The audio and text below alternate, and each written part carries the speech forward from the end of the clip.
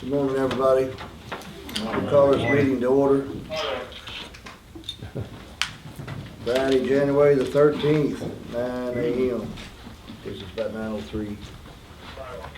Please turn your phones off and put them on silent.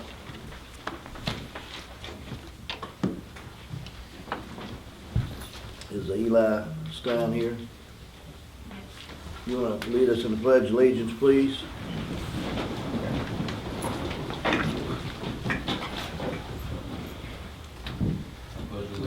To the flag of the United States of America and to the republic for which it stands, one nation, under God, indivisible, with liberty and justice for all. Just stay standing, please. There's Miss Presley Thompson. Is she here? Lead us in prayer. Today's prayer is a prayer for our leaders. In the name of the Father, Son, and Holy Spirit, amen. Heavenly Father, we would ask that you give our leaders wisdom, discernment, and strength. Please keep them healthy, safe, and rested so that they can guide us through this time. Give our government leaders wisdom on how to continue to lead and stabilize our economy. Give our spiritual leaders your discernment on how to meet people's needs as they glorify your name and continue to encourage the church. Give our medical leaders insight on how to keep our community's health a priority. Strengthen their resolve and honor their work in creating a treatment for illness that hurt our communities and our families. And help us as leaders within our communities to display courage, hope, generosity, and kindness always. We pray this in Jesus' name. Amen. Amen. Very good. Well, the community showcase is Marissa Stark with Cooper Trail. Who's over here? Yeah. You want to give us about 4 minutes? I can do that or less. Come up here if you don't mind, where everybody can see you, please. Okay. Good morning. My name is Marlisa Stark. I am the Community Service Representative at Cooper Trail Senior Living here in Bardstown, Kentucky. We are the senior living provider that offers personal care and memory care to residents of Nelson County and their surrounding communities. Now, personal care is a little bit different. You may not have heard that. It is a clinical model type assisted living where we have clinical staff available to help residents in our community. Again, as I mentioned, we also have memory care. So in regards to that, memory care is for any resident who has any type of memory loss. So we encourage you, if you've not been to visit, I see a lot of familiar faces. If you've not been to visit, we ask that you stop by, take a tour. You can visit anytime. Thank you. All right, thank you.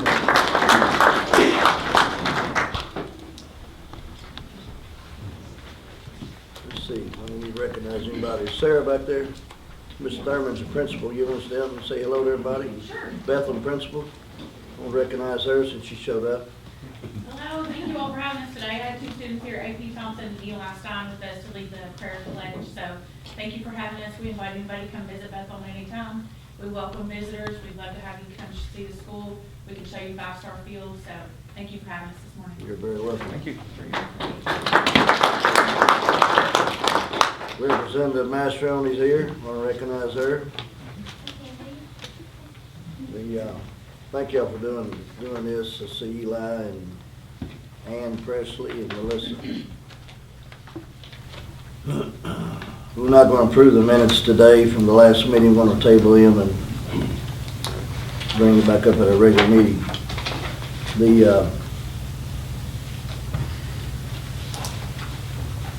I want to just recognize there's I guess Lieutenant Corey Lanham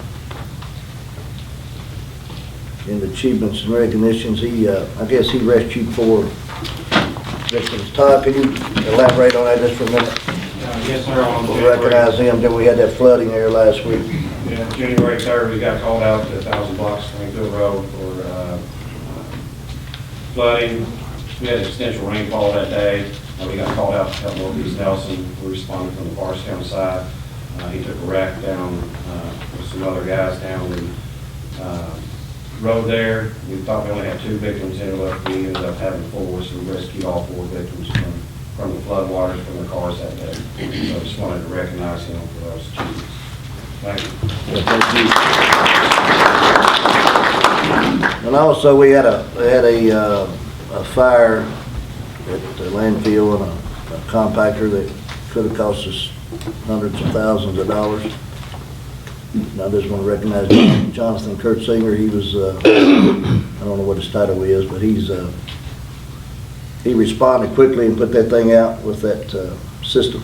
And if he didn't, instead of a few $100s we want to spend, it would have been several thousand. So, John, you can get into that a little bit later. I guess you want to talk about it in your report. I just want to recognize Jonathan Kurtzinger also for doing that, because it saved the county a lot of money. You do appreciate that? Yeah, that helps. We'll go into, I'm going to skip number 6. I'm going to go to number 9. No, that's number 9. I'm going to go to number 10. We have some, Kim Houston will be handling this, industrial revenue bonds with Project Spirits. And she sent all the magistrates and I think a lot of people some cover sheets last night to understand it a little more detail. We worked with them. She's worked with them for some time. I've worked with them since I've been on board, actually in December. And I think we got a pretty good little project worked out here. So Kim, you want to elaborate on it? Sure, Judge. Judge Hutchins and I started meeting with this company a couple of months ago. This is a local company that is looking to do a major expansion here in Nelson County. And like we have done in so many past projects like this, Fiscal Court has been generous in issuing IRBs for these projects.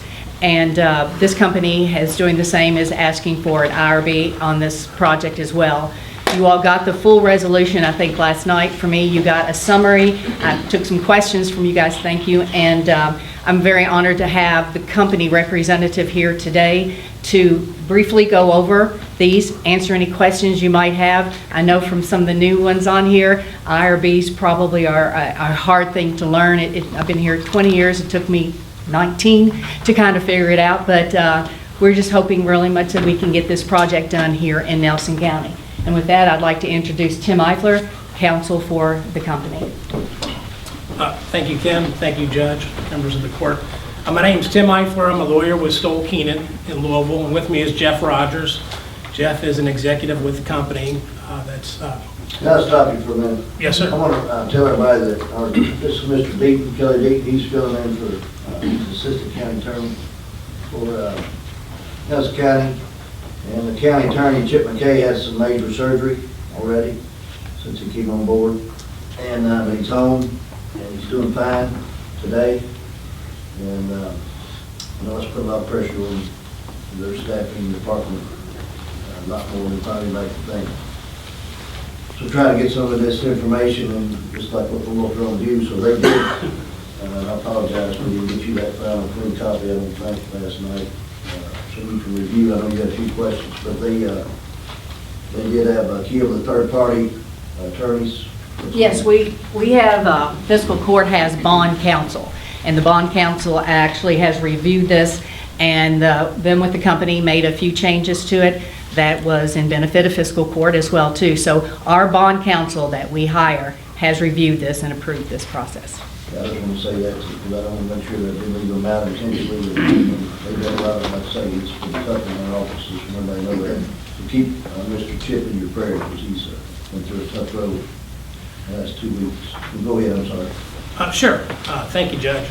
So basically, we're here today asking to partner with the county again to assist with an economic development project. So as everybody knows, bourbon is booming, continues to boom.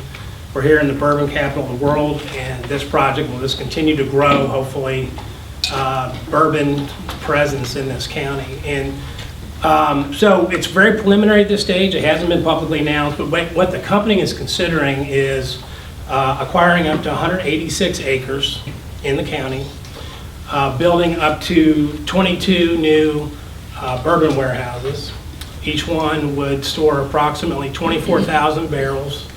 So when it's all said and done, when they're all filled, that'd be another 528,000 barrels in the county.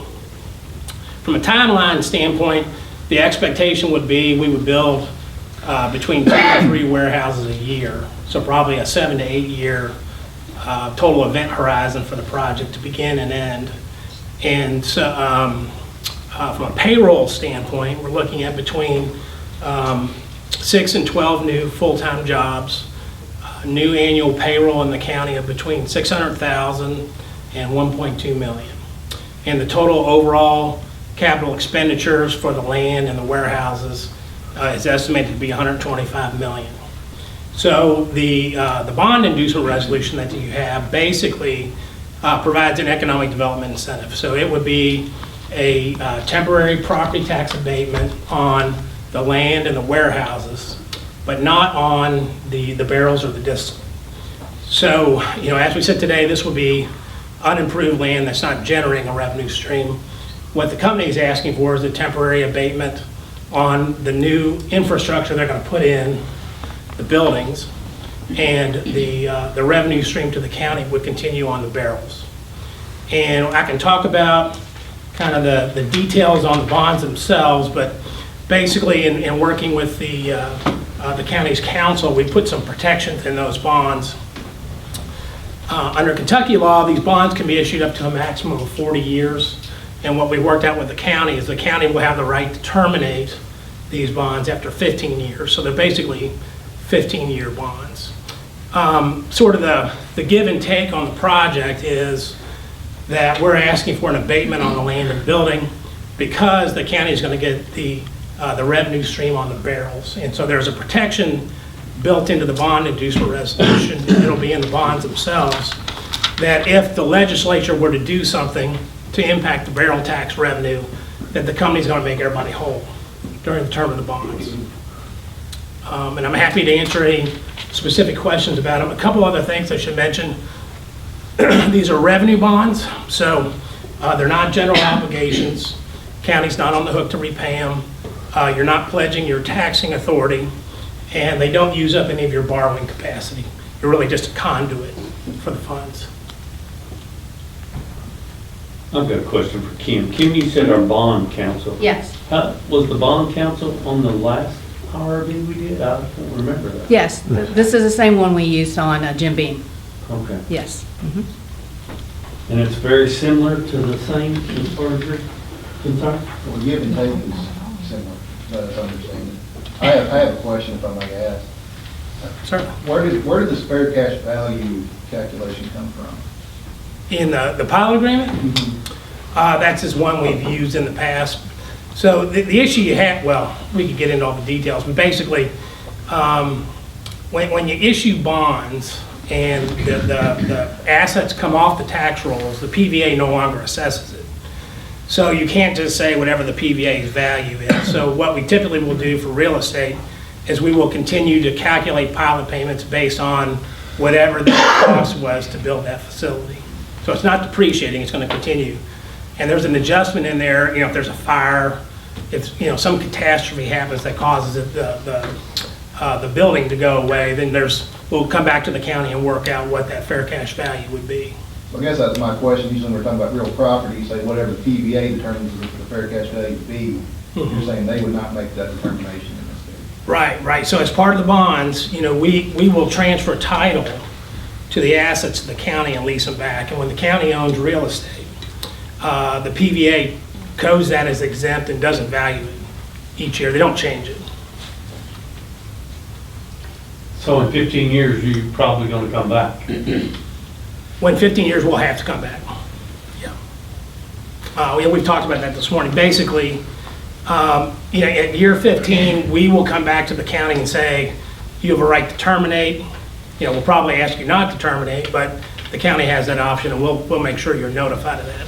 At that time, the court can decide whether to keep you if you've been a good partner or let you go. Completely within your discretion. My question is, at the end of the 50, what compels you to come back? But the bond documents will have a requirement that we have to notify you. Okay. guess that answers that question, because we don't know who's gonna be here in 15 years. Well, that's what I say, you're gonna have a mechanism that you're gonna send a certified letter back to, it'll probably be, you the youngest one we're into might be Judge Green. 15 years, we'll be all gone. But there's gotta be a mechanism in there that, there's some trigger. Sure. I don't know if I can I have anybody take questions in this meeting after, to have them at the public? 30 seconds. Special meeting, I don't know if anybody speak or not. And Judge, let me say, you all just finished an IRB with Tower Automotive, a 30-year one that you all did with them. That company came back to us at 30 years to resolve that and to, have the possibility of doing something else. But the company will come back. We just did that with Tower. Because if they don't come back, it expired, and then it's turned over as regular property. Right. Right, but in this case, Yeah. it's not going to expire. We have to write to call it. It's really a 15-year bond, but technically, is it 30 or 40? What we put in? 40. 40, because they get more tax credits on the state side. You can explain that, they get more tax credits from the state side if we extend it to the full life of it. On the front end, they'll get more credits, but then we'll call it 15 years, and it's basically a 15-year bond, in reality. Right. We negotiated that. I appreciate y'all doing that. I mean, historically, there's been some 30-year bonds here, and then, as you know, I campaign hard against that, and I just think this is a good, fair deal for everybody, and it gives them a lot of opportunities to. It's going to generate a lot of money, and the barrel taxes, that's a big iffy. Nobody knows, if that thing's going to go away or not, but hopefully it stays. But they're committed to maintain that regardless of whether it goes away. That's So, the I mean, most that's a important part. plus. Most That's a important plus. part in the- I don't know what the generation of that, well, we won't get any revenue out of that barrel tax till about 27, the way I figured it the day we met, so we're out, but, and then you also put a time limit on this thing, 11 years, didn't you? That's right. They have to have it built out by 11 years. They can't hold this thing forever and ever and ever, which is going to have us on their revenue getting the barrel tax. So they'll have, how many warehouses, 22 was it? 22. 22. About 7 or 8 years of what we If that barrel, expected. yeah, and if that barrel tax doesn't go away, that's a whole lot more money, coming to the Right. county. And, like right now, it's 1.2 million total, and it'll be probably close to 2 million in a few years, the way things are growing, so.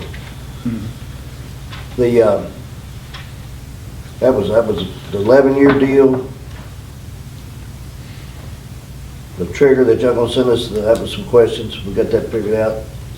You don't wanna get into the new revenue on the calculation? No, I want to thank Mr. Eichler for clarifying the position that these, when they come off of the IRBs, that they're classified as new properties. I've asked Department of Local Government, PVA, I've asked attorneys, I've asked a lot of people. No one's been able to clarify. You're very helpful in your answer. It makes perfect sense. So I appreciate you on that. I think if I can, just read Raymond's mind back here. Go ahead, sir. I don't know if you're allowed to speak on this, if not on the agenda, but I believe that I can because it's on the agenda. Yeah, go ahead, I'll sit, that's fine. It's a topic that it's on the agenda, so. I think I know what you're gonna say, but go Go ahead, ahead. I'll let you, we'll see if we're. If we're mind melding back Yes. here, I think Raymond is probably anticipating if the distilled spirits tax goes away, and we get a payment in lieu of taxes, that doesn't go through his office and he doesn't collect the fees on it. Thank you. There you go. 3%. That's good. Yeah, well, then it's about, what we figure, Raymond, close to 300 on your end. We would lose $250,000 in distilled spirit tax. Yeah, if it does go away, not just for this company, but Yeah, that's total. total, correct? Yeah. As of right now. Right, that would be total revenue he would lose, which we've had that in several reports. so. And my question would be, would the distilled spirit tax goes away in the near future, would these taxes, would it be a tax bill, or you guys just pay fiscal court an amount? Because again, fiscal court benefits, but poor old sheriff loses the tax fee that collect from. I'm assuming that it's fiscal court and the school system The payment stream is set up, it gets paid into the county, and the county can decide the distribution of it. But is it equal to what it would be existing now? No, it's equal to what the property tax would be, right? Maxes what it maxes every property. Right, it would not be equal to Limited the... the overall taxes that are Right. paid on the bond Right. issue, that's right, yeah. So they would get, so essentially, we would get what we would have gotten on the property tax, and the school would be the same. They The would get what they schools would are get on the included, property that's what I tax. was, my Yes. question. But you're not counting The collection fees, that's correct. not even collection fees, you're talking about just property. You're not putting what's in the property, Correct. in that So building. that's if that goes away, yes. If the distilled spirit tax goes away, then it goes away. I mean, that's just... It goes away, but you're benefiting. It's like somebody that owns a convenience store, they gotta do inventory tax. What's the difference on the inventory tax than what the warehouse, I've heard many things. The bourbon industry is booming, and when we go to Frankfurt, oh, it could have hurt us. So Yeah, we're it's getting off subject on a, that, Frank. Let's don't talk about the barrel tax. Just stay on the revenue bonds if we can, because that's two different animals, really. But you're gonna be made whole, that's what this statement says. If the barrel tax goes away, they're gonna be made whole. Whatever that barrel tax generated, we're actually gonna be getting that full amount. That's not what- Subject to an overall cap of what the taxes would have been on the land and building that are abated by the bond. So, the same spot you would be without the bonds having been issued, basically, with the repeal. That's what's 22 warehouses worth, literally, better do the calculation, 206,000. But you did say that this is not coming to the county until 2027? But that's because there won't be barrels in it. Well, so on the barrel, well, that's only on the pilot payment. So the way the barrel tax works, when you put brand-new barrels into a warehouse, the first 2 years are not subject to local tax, so you don't get any revenue because they're considered to be still being manufactured. But by year 3 and every year thereafter until it's removed from the warehouse, local government gets that tax revenue. So I think the judge is referencing the fact that when we build a warehouse, we start loading it, that barrel tax revenue stream, it's going to take 2 years to start trickling into local government. And I had Tim also build in there for you that we wouldn't actually load the IRBs till everything's built. So you're going to get the regular tax on the land and the buildings until they go into the IRBs. So I tried to give you guys the regular tax up until we get the barrels loaded. So to try to be fair on the front end so you didn't lose revenue on the front end. With the IRBs, if the school spirit tax goes away, the most we're going to get is our property. Right. What we would have gotten in property tax. That's it, yeah, what we would have gotten that year, mainly. So if it goes away in year 10, we've collected the distilled spirit tax for that long, but if it goes away in year 10, you're only going to get your property tax back. Has anyone calculated what that is compared to? Well, Substantially they less. gave an example calculation in there, it won't be exact, but what it would have been property tax wise for that. So Coming it's 2 off of years. that IRB, it would be as though they had just built that building. So it's not a depreciation issue. We're going to start collecting property taxes on a brand-new facility, warehouse facility, as though, even if it was built 5 years before that, it Which would is still very be as fair. though it was brand new. It's very So fair. year 3, not first year, not the second year, year 3. Right. So that's in this 15 years. So year 3, there would be 12 years left on the one building if you had it complete. Is that correct? That's You right. may have 2 buildings done at that time. You may have 5 buildings done at that time. Whatever you have at that time, then the 2 years, take off the 15, leaves 13 years for the barrel tax. Am I following that right? That's correct.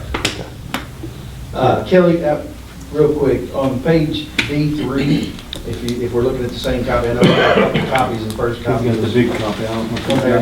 they show B or D? Here, he needs yours. B as in boy, 3, section 8, it should be labeled section 8. Okay. The very last line of that first paragraph is titled section 8, still has 25th anniversary. I think that should read 15-year anniversary, am I correct It there? is, that, But the that's new been copy fixed. says 50. Oh, okay, I don't have that That's the copy. update. That was my Okay. typing error. Okay. And I guess you had a question. Well, this is more of a, I don't really know what this is another Kelly question, I guess. If you look at C2, under the section A, LTDs, the last line, it reads, DSP, which is the distilled spirits tax, repeal amount of the LTD shall be reduced by the DSP tax levied by the LTDs and actually assessed and paid on such DSP. That does not give us a time frame. So was that meant to be for that year? If you paid distilled spirit tax on the bourbon that year, then that money would come off of whatever the assessed value is? Is that what I understand it? Well, what it's supposed to do, so there's been some talk potentially, I've been saying about like a flat-out repeal, a phase down. So the concept is we'll calculate the pilot payment, but if it's not repealed, they just phased it down. We'll get we'll offset what we otherwise would owe you by what we actually have paid you in distilled spirits tax for that year. Got But it, if for it's that completely year, okay. It just didn't repealed, designate a time frame for that. I wanted to be, we're not looking at the whole, No. as a whole, what they paid on That's it, an just for that. annual particular year. calculation. Yeah. Who will let us know when that warehouse is full? Well, we have well, we can certainly let you know, but we have to file a return every year with the Department of Revenue listing all those barrels for tax purposes. So they get that, they value it, they'll certify down to the county clerk and the sheriff, and then the sheriff pulls those numbers and sends a bill out to the company. I spent a lot of time on this project, guys. It's been going on a lot longer. We intentionally held it off for the new fiscal court to come in. Things have been negotiated very well. It's probably the best deal that we've ever gotten. It's way better than the last several, obviously. Yeah. And I think they've gone out of their way to make it fair for us. I mean, they're very well aware that the potential repeal of the barrel tax affects us greatly on these, so they've gone out of their way to make it fair. And I'll make a motion that we accept this IRB. Can I ask one question, Jeff, or Judge? Wait a Can I minute, I got a motion now. I'll second. Got a second from Wheatley, any more discussion? Can I open it up, get a question from him? Have the motion's been seconded now, so I think you gotta go ahead. Well, You can have questions. Discussion, but can we have discussion outside discussion? Sorry about that, over adjourned. I mean, Okay. I've gotta go through my rules here. school? Yeah, he said schools will be owed, right? You're gonna pay that to Nelson County, and the schools will get paid out of that tax. Is that correct? So the money, the calculations hold everybody harmless, and so we calculate the amount we pay to the county, and then the county, there's no, the agreements don't specify where the money goes, it's how it's calculated, and the county decides how that's to be distributed. But there's a sufficient payment to make every local district whole. It won't be whole. Well, whole up to, you're right, if there's Nowhere if near the whole. sales spirits tax is higher than the abated tax on the way in the building, you're right, there's a But that's a tax rate that can be revisited later. Not for 15. Yeah. So Jeff, I've got a question for you. Why did you say this is a whole lot better deal than what we've done in the past? 15 years, first of all. Well, it's gonna be 40 total, and before it was only 30 total, so. It's 15 if we allow it to go further. We can allow it to go 15. And there is that. So that's why you think it's Yeah, we've better. never had the option to stop at 15 years before. The clause of Taking coming in- back. yeah, taking into account a lot of the issues that we face as far as repeal of the barrel tax, makes us whole. If you have to choose property taxes over distilled spirits tax, we take the distilled spirits tax. It's just a Right, no pretty matter. simple math problem. The only risk that you have is, well, you get two risks. They repeal this tax, the barrel tax, or they choose to go somewhere else. Do you want distilled spirits tax or not? That's the question that I ask myself. I think 15 years is fair for property abatement. I mean, there's multiple counties around us that would be more than willing. If you act like the distilled spirits is going away and went away last year, what decision do you make? That's how I would. Well, and the idea is, we still would get the property tax, which is not, now, I wasn't involved in previous IRBs, but my understanding from looking at the previous IRBs was that was not the case. That if. They got both. You're right, if it went away, we would get nothing for that 30 years.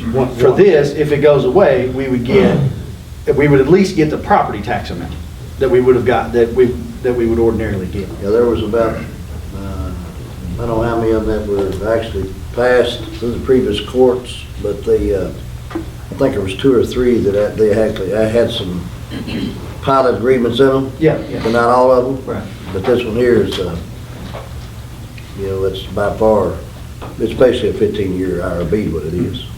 So, it's, and then they got 11-year cap on the, you know, they got to actually, they can't string it out. So I got a motion. We still calling for timer? I mean, You have an answer for us? You can have limited discussion is what the Robert Rules All says. right, I'm gonna move on. Motion by Lear, you second, Wheatley. Any more discussion? All in favor? Anybody opposed? Motion passed. You got all that, Jeanette? Yes, sir. Thank y'all for your time and thank you for actually working. Y'all were very good to work with and getting this project done, and I appreciate it. Thank you all. Appreciate you coming to Nelson County and staying here. I'd just like to say that the company, you know, we're very happy to work with you. We continue to be good partners, and certainly we want to be a good citizen of the company and work with you guys. So thanks. Yeah. And thank you, Kim. You put a lot of hard work in it. I know I put a lot of pressure on you the last few days, but.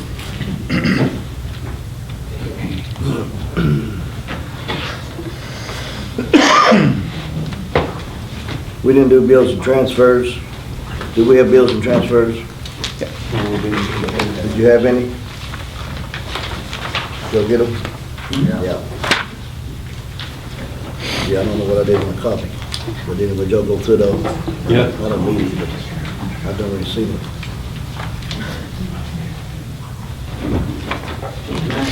Any questions on it for Rhonda? Yes, just one. On the custodial supplies, there's like 5 of them that are exact same amount. We buy those in bulk. So it's a standing order kind of thing? It's not a standing order, but we buy those in bulk as they're needed. We keep them in storage, and they're basically used at 5 different facilities throughout the county, so we just allocate the purchase at the time. Oh, it just seemed odd that they were all $817.90. Yeah. We'll see that. Any other questions? Now I got one for John. I seen where you built the access road out there. Did we get a good price on that? That's a lot of rock.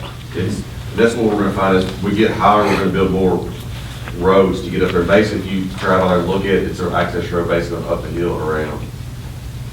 We gotta build a road, we have semis coming in, we have Marion County semi coming in, so it's, and you know how it is the past month, how bad. Oh, yeah. And it's one of those, take spending it, you gotta bring trucks It in. just seemed a little high to me, yeah. You haul that yourself, right, John? Yes. To save the money. So that's just the cost of the rock. Yep. A lot of rock. Any more questions? Motion, I'll make a motion to pay the bills and transfer to the. have a second? Second by Snow.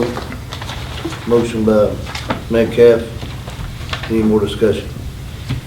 All approved by saying aye. Aye. Opposed? Okay, motion passed. Rhonda, you want to do the treasury report? If there's any discussion on that? I've given the financial report through December 31 to everyone.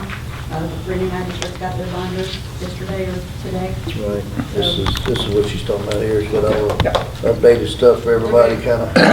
There's a copy of the budget in there for you, as well as the full financial report, budget versus actual, for all funds through December 31. Rhonda, Sure. I guess we can expect a budget amendment at the next meeting. Do you anticipate, or? I don't know if it'll be at the next meeting. Probably we'll wait until we actually, the state doesn't like for me to do the amendments until we've actually received revenue. Right. So probably wait. I'm anticipating receiving some additional revenue probably in February, maybe March. At that time, we'll do a budget amendment to bring that revenue into the county. And I encourage any of y'all, if we got any questions for her, Rhonda's, she's on top of all this stuff pretty good.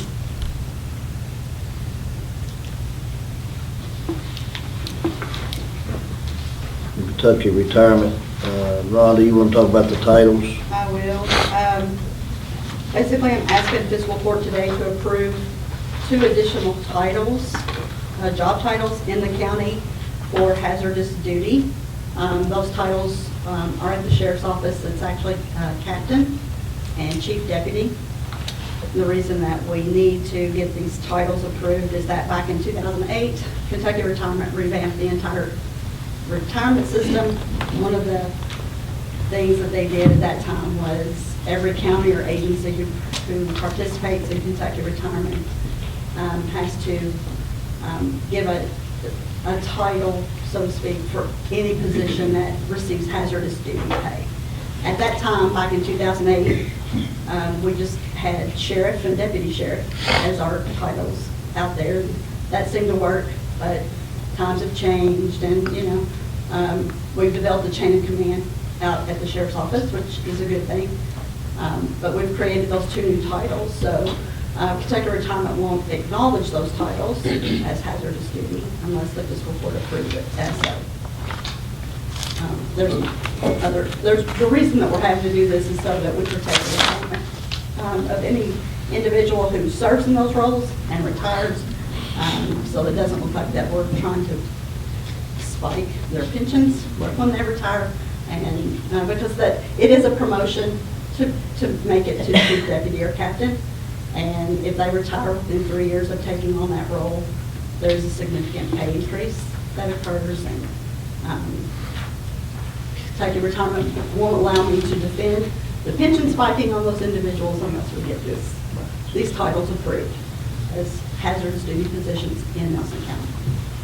To be clear, we're already paying hazardous duty retirement. We are already paying That it doesn't on them. change. Right. I just, at this point, protecting their retirement and not reducing that because they've earned it. So it's just a bookkeeping kind of thing with retirement. So it's no money. It's just cleaning up, just making it streamlined, cleaning up. Right. We're just kind of cleaning up the books, and it's these positions have been in effect since January 2019. It just didn't become an issue until the last 4 months. So we just need to clean that up and get it approved. Just talking with Rhonda, but she deals with this retirement board and state and all that on a continuous basis, probably a lot more than all of us know. But she's got to make sure she's got all of her T's crossed and I's dotted and so on. So I'll make the motion to approve those two. two titles is what, captain and Captain and chief deputy. chief deputy. Motion from Snow, MT's second. Just clarification, it's to approve the titles as hazardous duty pay. Right. Correct. Sorry. Any more discussion? All approved, say aye. Aye. Opposed? Jeanette, you got all that? Motion passed, so. Got me all right in the order here. Hey, Kim, read Number 9. Yeah, she left. Number 9, I already hit number 9. She got the new one. Yeah.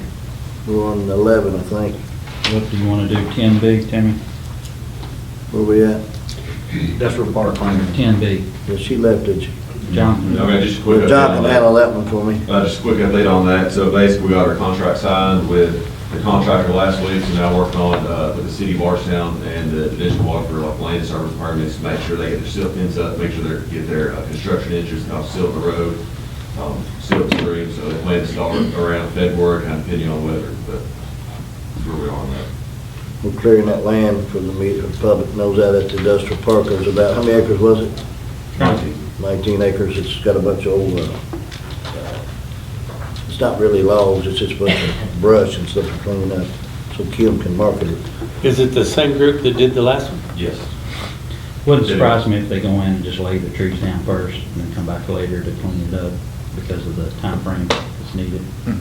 Yeah, it's pretty tough And to then get out there. John and Brad's crews come back in after it's done, they'll drag it down and put the seed on it, so we do that in-house. All right, let's go back to the county clerk's report. Jeanette, Thanks for having us on your agenda so quickly. again. The County Board of Elections met on Tuesday. We were in more review of the machines. We thought we better talk to you guys a little bit more about the ADA machines, which is a handicap accessible that has to be at every single precinct, whether they're used or not. So Kathy has gotten some figures together, some notes that she had taken from the meeting. I'm going to let her explain those to you. You have a minute? Yes. Thank Go you. ahead. Okay. Well, of course, the bid went in the standard on Sunday. They're due back by next Friday. Now, with the discussion of the last meeting, I had changed the number of scanners from 26 to 20. I had left the ADA machines the same, which I think was 19. And then I only did 4 print on demand. That's what your bids are going to come back in. Now, I just ran some numbers. Lower in the scanners, I think it was only like, there's only going to be a difference of 5, is not going to be a huge savings. Like I said, I'm just going off his quote price, which is not going to be his bid price. Now, the scanners is probably going to be quite a bit. Like I said, buying 4 rather than originally when he did this quote, it was 21. That's going to be a difference of almost $100,000 right there. We're talking about printers now, right? Printers, Yeah. yes, I'm sorry. Print on demand, where you can print your own ballots. So I just want to explain that to you when you see those, when we get the bids back. I think they'll be back by next Friday by 4 p.m. was what was in the paper on that. I'm also just gonna, because there was a clerks meeting Wednesday and Thursday, and they discussed a little about e-poll books, which is the other thing that's coming probably pretty soon. We have just a little bit more clarification, because Jeanette and I went to Lexington one day to see there's 4 approved vendors through the state. The pricing is going to be, the state is doing an RFP, which is not quite final, so it's going to be, pricing is going to be standard across the state for that. We won't have to bid that ourselves. But the thing is, the 100% funding only covers the actual poll books, which are basically the iPad and the cases. The thing to remember is, and we're probably going to get quotes for more than that, is these vendors are going to have other peripherals that go with this.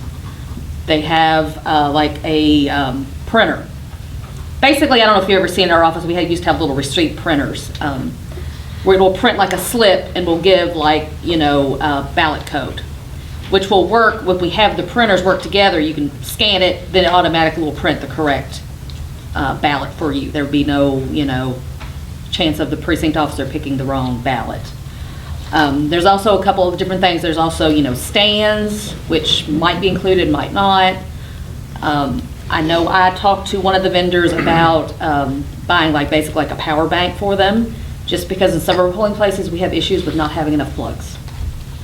So if we could get something, like you said, could last a whole 12-hour day, so we're not making the chance of those basically iPads running out of electricity. As soon So as I'm we just get some saying- numbers on that, we'll get them to Rhonda, because this is the Correct. ones that's going to be 100% funded back to fiscal court once you all put the money up front, minus the other things that we Right. need with that. And the only promise they made about, because there's like that 12.5 million this year and 12.5 next year, it's possible, like you said, if you buy those extras that we're asking for, you might get that reimbursement later. We would save all the receipts, save everything, and then it would possibly still be reimbursed if there's money left over. All right, I got a question. I heard Sure. you just say 4 vendors. The last meeting you told us there was only 2 vendors. No, there was only one. 2 is for the machine, you're thinking of 2 different things. The actual voting machines, there is 2. These are poll books, there's 4. That checks the Yeah. voter in at the poll. And 2 of those 4 actually do work with the 2. And then there's 2 that are more independent, which is one is what we were using before with the state. And the poll books, you correct me if I'm wrong, that's where the grant's gonna come in and pay. At one time, we thought 100%, but now you're saying a few of the accessories it may not cover, basically. Right. Correct, yes. And like you said, we're still waiting on that final RFP to actually get prices. And then So what are you decide where asking to for go. us to do today? I just wanted to bring it to your attention that Just a we didn't talk about that. general discussion? Just a general discussion, You like, still got the advertisement out for the Yes. bids? Yes, They're due back You gotta January have the You gotta 20th. have a handicap machine at every polling station. correct. And we agreed last time to take bids on how many total, was it? I think it was 20. 20 or 21. 20. Yeah. I think it was 20 is what I But an average person, a person that is handicapped or challenged, they can use it. Correct. But anybody else can also use it. Correct, yes. So how many polling places do we have now? Total of 14. 14 locations, but then you've also got to you got to have one for the office and then possibly one for early voting. If we have to separate all that out, so it's at least 16. Aren't you gonna need? Additional to the 20. Yes. You gotta think of 16, 2 machines each. Well, and then, well, plus one more for Malin for the scanner. Every type has to be kept separate, is how it works. Wasn't the library gonna require more than one? In theory, yeah, especially when you get to a general election. But that's where you all were waiting to see if you were gonna have enough in your budget to buy the additional that, yeah, we're gonna need in November. Oh, we're just doing this, Yeah. this election coming up. In May, I think the one is gonna be plenty for each Okay, location. okay. But it's You're not gonna be get- one, it's gonna be one plus the AVA was what. It's 1 plus Yes. 1, so it's basically 2. You're gonna have two of these at each station. Right. But eventually, like you said, some of them, we want 2 of the scanners. Yeah, just yeah, because but it- for this yeah, time, we're but looking to this time, get, we had to add at least 16 ADA machines. Correct, To the yes. 20 that. To the 20. Yeah. And Judge, they did talk a little bit about the redistricting. Mm-hmm. We're supposed to have a meeting in March as far as the county clerks on what all they're to do. This is I've not ever done a redistricting before, so I'm hoping Yeah. you've been involved, I'm sure, in No, the I don't want past. to be involved. Not too much to do. Thank you. We Thank you, did it guys. back when I was a master, we had to do it, and then they do it, I guess, every 10 years. Yeah. 10 years. They delayed it last time for Yeah. whatever reason, they got in the. Now, we've contacted Lincoln We've Trail, got and second they do a lot. They do a lot of the work for us. We Right. just have to approve it. Well, if they don't agree with me on a lot, I can redistrict them out of some of their locations. That was the first thing they said in the training, is don't let them district you out of your district. They did, they said that? Oh, definitely. Well, like I said, Lincoln Trail will help us draw like our maps, do our descriptions, Yeah. but then And you it's- gotta remember all the voters that have to be moved, and it will be, that's gonna be all in-house. I don't know if there's any help for anybody on that. That's a big job, because I remember helping on that 10 years ago. It is. That's the clerk's office. And that's basically what we're talking about there, for those that don't know, is it just amounts to making sure the population per district stays reasonably close. Right. Correct. Correct. Thank you, guys. You're welcome. No more questions for them. We'll go to the sheriff report. Mr. Raymond, you got anything you want to talk about? We're still waiting on our retired, be approved by the retirement board, which Ron has been working with that. Just waiting to get his letter. And I want to publicly apologize to the Barstown Police Department. They took wrong what I said, and it's not that I'm comparing them, but my thing is very hard when I'm working in the same building and I'm losing guys to their agency. I'm not knocking what they do. I'm not putting them down whatsoever. But it's a human nature to compare apples to apples. And I police and they police. And that was just my approach to it. There was some offense taken, and I would like to apologize here in open court to the Barstown Police Department. So that's pretty much all I have, Judge. Do you have any other positions? There's going to be 4 brought in that's under no retirement. How many of those have you got filled? 3 of them. You already got 3 on both? Correct. You got 1 more coming? Correct. And after that? I'm topped out unless you want to give me another position. We'll take your salary. I think they passed a new law. We can cut your salary and give it to another person. Did you hear that? Maybe the county judge's salary. All right, Sheriff, thank you. Anybody, no more questions for him? Mr. Deaton, you want to give us any kind of update on your office? And we passed, you wasn't here. The last meeting, we approved Chip's proposal with the office and the lease and all that, so. You make any questions for Mr. Deaton? All I'd say is just ask to keep Chip in your prayers. He's home doing well, but, want to keep him in mind. Thank you, sir. I'm trying not to put too much on you. I know y'all overwhelmed, I'm sure, but it's been tough. Justin Hall, is he here? Yes, Judge. Give us a report on the jailer, please. Yes, Judge. Good morning, everyone. Currently, right now, in Nelson County Jail, we have 116 inmates incarcerated. 50 of those are state, 66 of those are county, 49 are currently getting processed through circuit court, 17 are district court cases. Currently, right now, we're generating daily $1,767 in state inmate revenue per day for the state inmates that we have currently. Female housing, we have 8 female beds. We're at 26 females. That's a difference of 18. That puts us currently today 225% over capacity on female housing. Total for the jail, 102 beds, 116 inmates, 13.72% over capacity for the jail. Recidivism rates, this is in your alls. I did a little bit more detailed report than the last meeting, if you all can look. Recidivism currently right now is 84.35%. I also provide a jail roster with the current public information of the inmates that are incarcerated and how many times they've been booked in the Nelson County Jail. You can see there's a few in there that's up to 62 times that they've been booked in Nelson County Jail. Judge, you want me to go on to the next line item on the remodel? Or does anybody have any questions over that before I go on to the next? Repeat that last one before that, 62. Well, I give a actual printout of our current population, how many times they've been incarcerated. There's one person that's been in our jail 62 times. How do you fix that? I wish I had a solution. I wish I did. Can I ask a question on this report there? Yeah. On the, Justin, on the inmate population, what do you do with the 13% that's overpopulation? How are you? 13% sending them out somewhere else, or?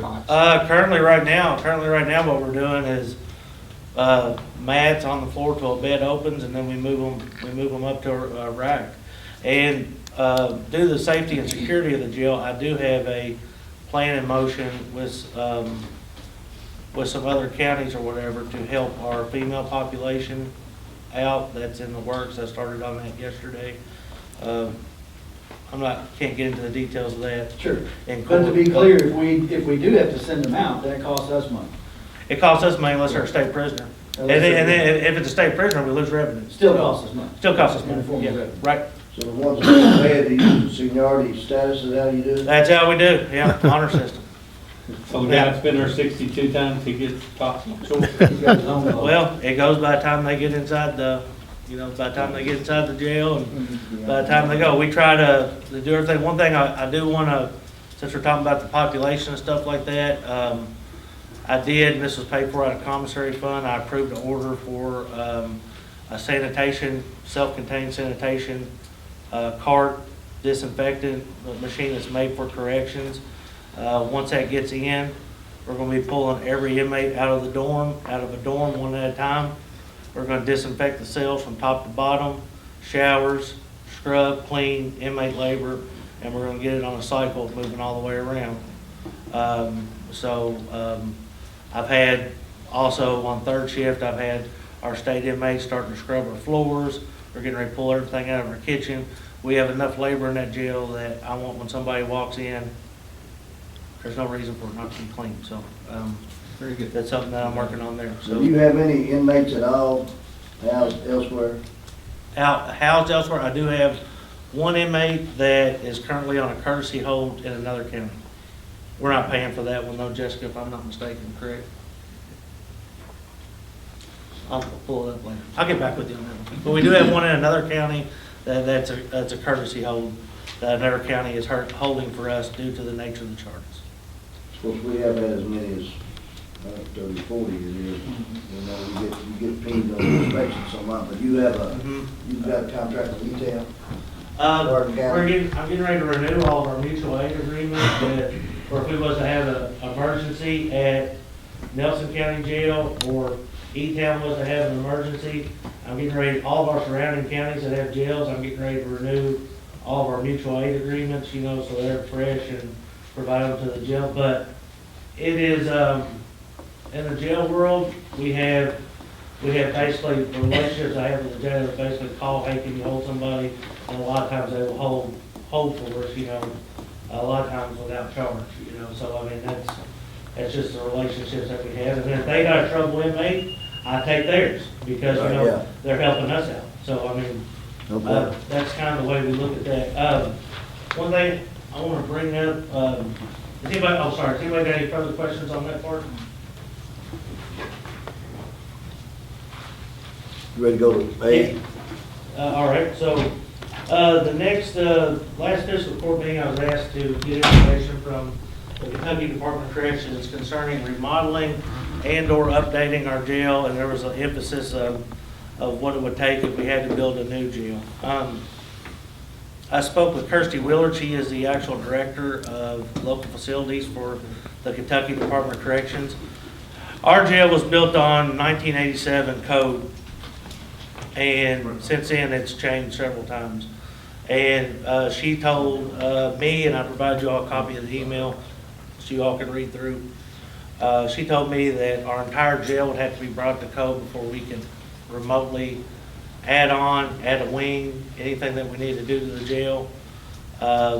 So what was more troubling about that, if y'all can see in your packet, is under KRS 441.420 states that the Kentucky Department of Corrections shall pay for the architectural plans and engineering services associated with any new construction. They're telling me at DOC the current budget bill prohibits such payments to us on that. So DOC is saying that they're not going to pay for that, even though that's in KRS, that they actually pay for that.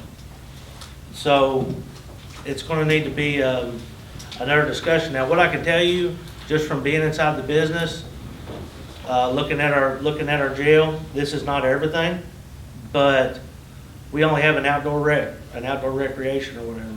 There would have to be an indoor one, or ours converted to an indoor to be remotely considered up to code. Vestibules that are actually, your 2-door checks, inside the jail, we would have to build on 2 of those. Our showers and our medical capacity would have to be looked at. And if you actually go through the entire KAR on it, I don't even want to speculate how much that would cost without actually having a firm come in and actually get that, but I'm just throwing out some of those items. Well, Justin, this is just not our problem. No, I mean, Out of 120 counties, it's in all 120 counties. It's in 120 counties. The overcrowding part is. But I will say that ours is, being that we're a smaller jail, I mean, and I kind of look at it too, LaRue County is a lot smaller county than we are, and they got 50 more beds than we do. Aren't they thinking about closing LaRue County Jail? There's been talks, but nothing. I mean, it gets brought up kind of like, I think every fiscal court at one point in time has brought up closing a jail, and once they figure out the associated cost, it kind of gets. But I mean, we're at a point though. I would just like to say, we're at a point though that we have really got our money out of that building down there, and we're at a point that we really need to start looking at the future of it, bringing it up not only for 1987 building, but I mean for the future. Because I mean, especially with all the fentanyl and everything that's happening in Nelson County, this is just going to we're going to keep on warehousing people, and it's going to get to a critical point. I'm worried about, as a jailer, especially like in the female staff and that overcrowding, I'm worried about staff safety, stuff like that. You get a bunch of people that's crowded in an area, they get mad, they decide they want to do something or whatever, I'm worried about my staff safety too. So that's kind of where we're at with it. I know we're in a special meeting, don't know where y'all want to talk about it, but I would like to keep this conversation open and going.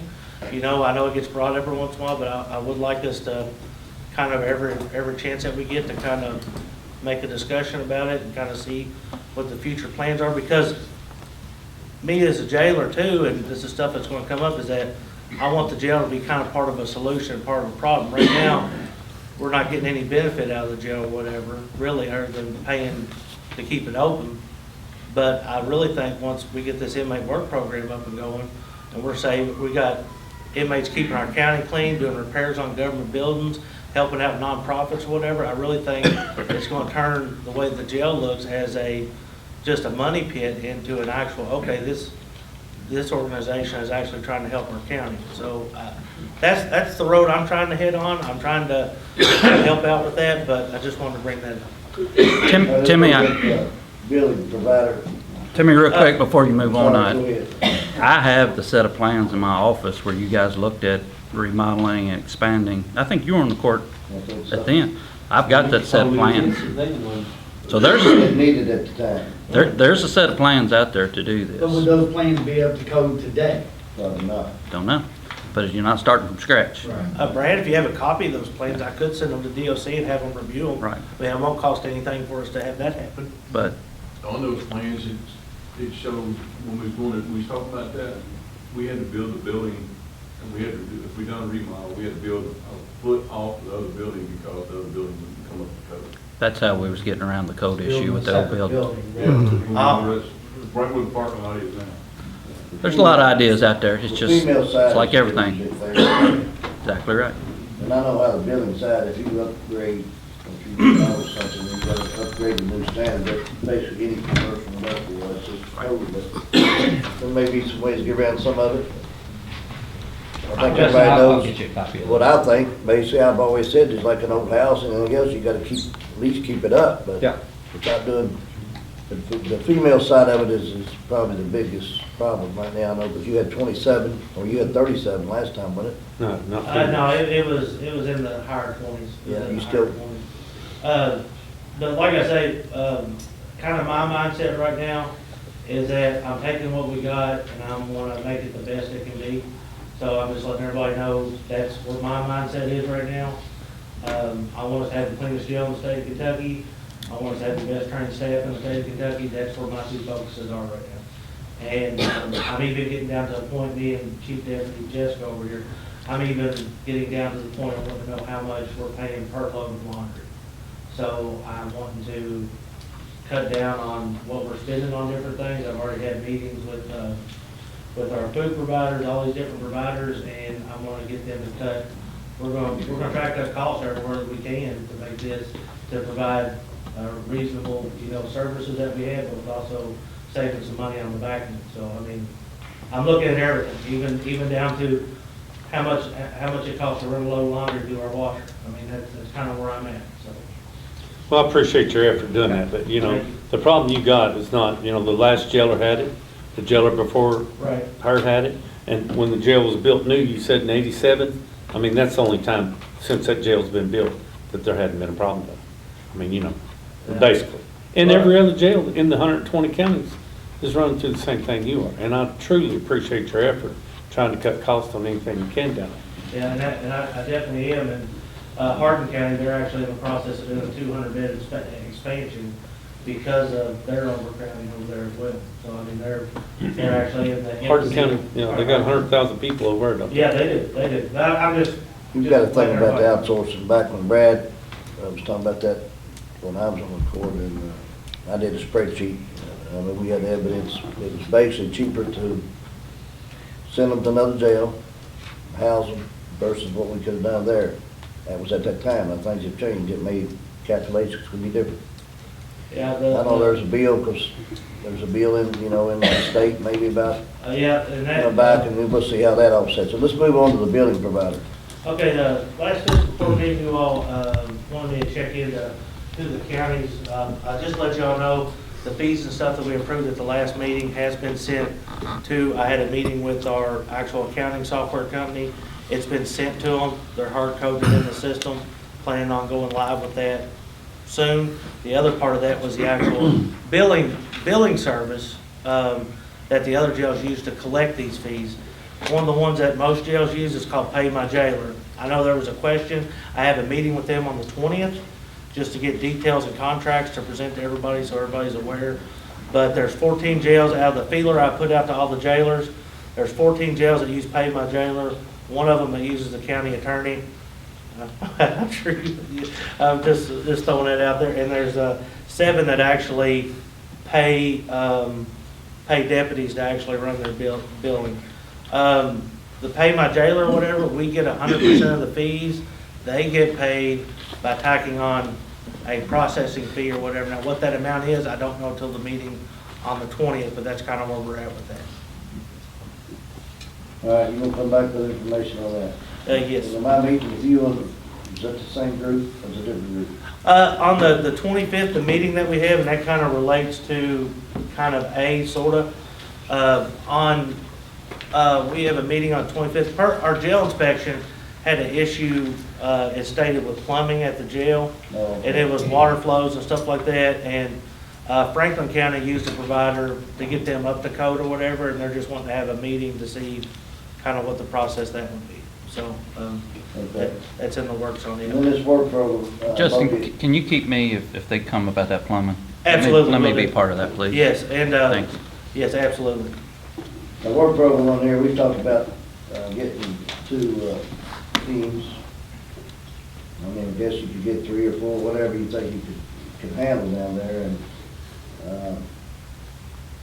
I don't want to get too deep into it today about how we're going to pay for it, but there's ways we can pay for it that cost of tax dollars a penny.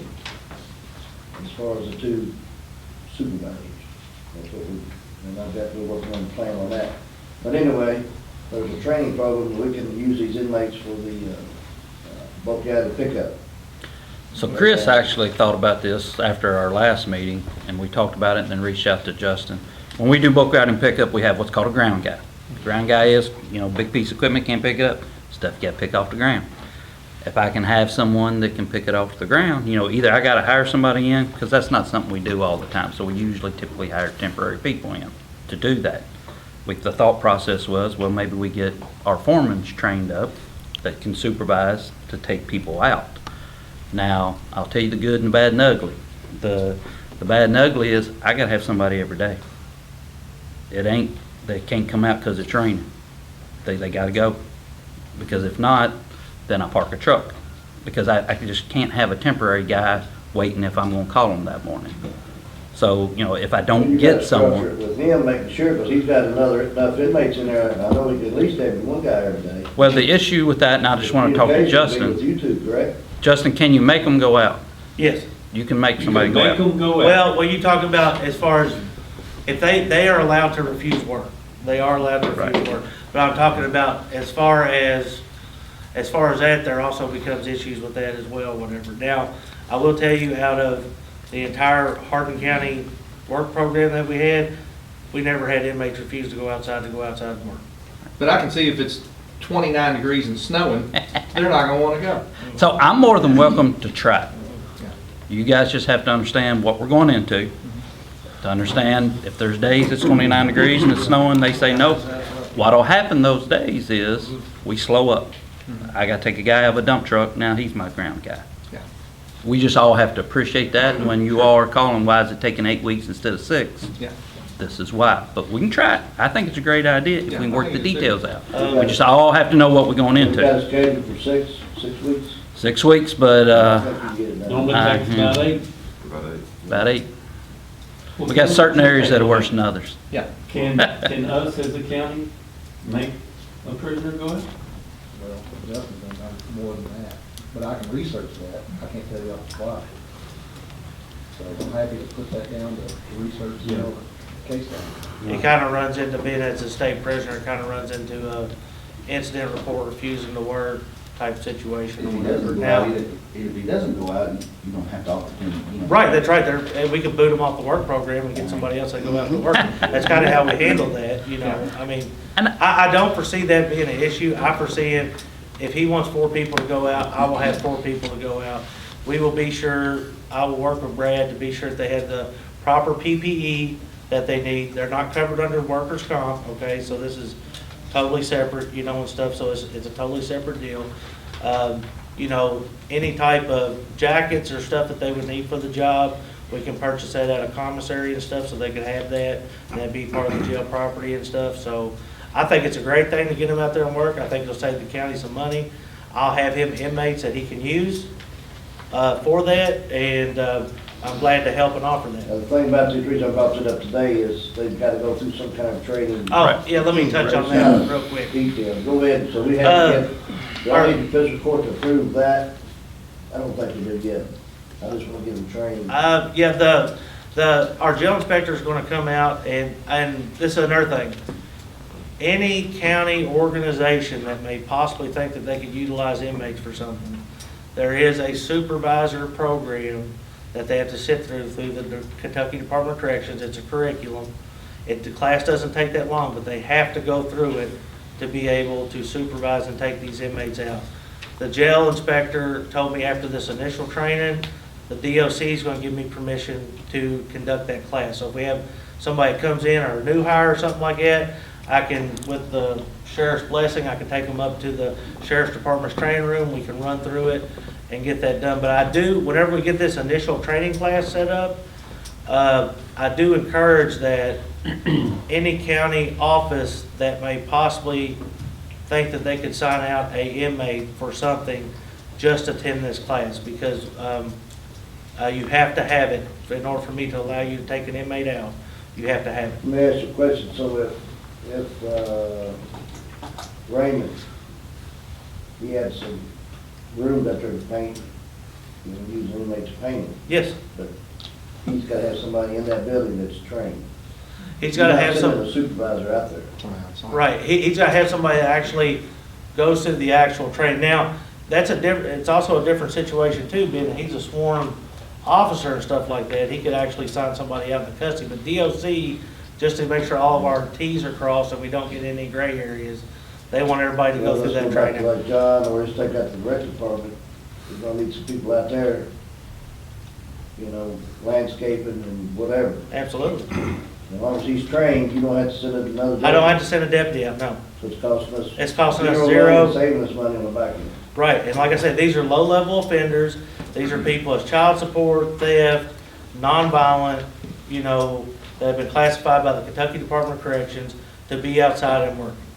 And so these are people that we send out. I will tell you they want to work. I do not foresee, and I have not ran into, in all my years of doing this, an inmate that does not want to go out and actually work.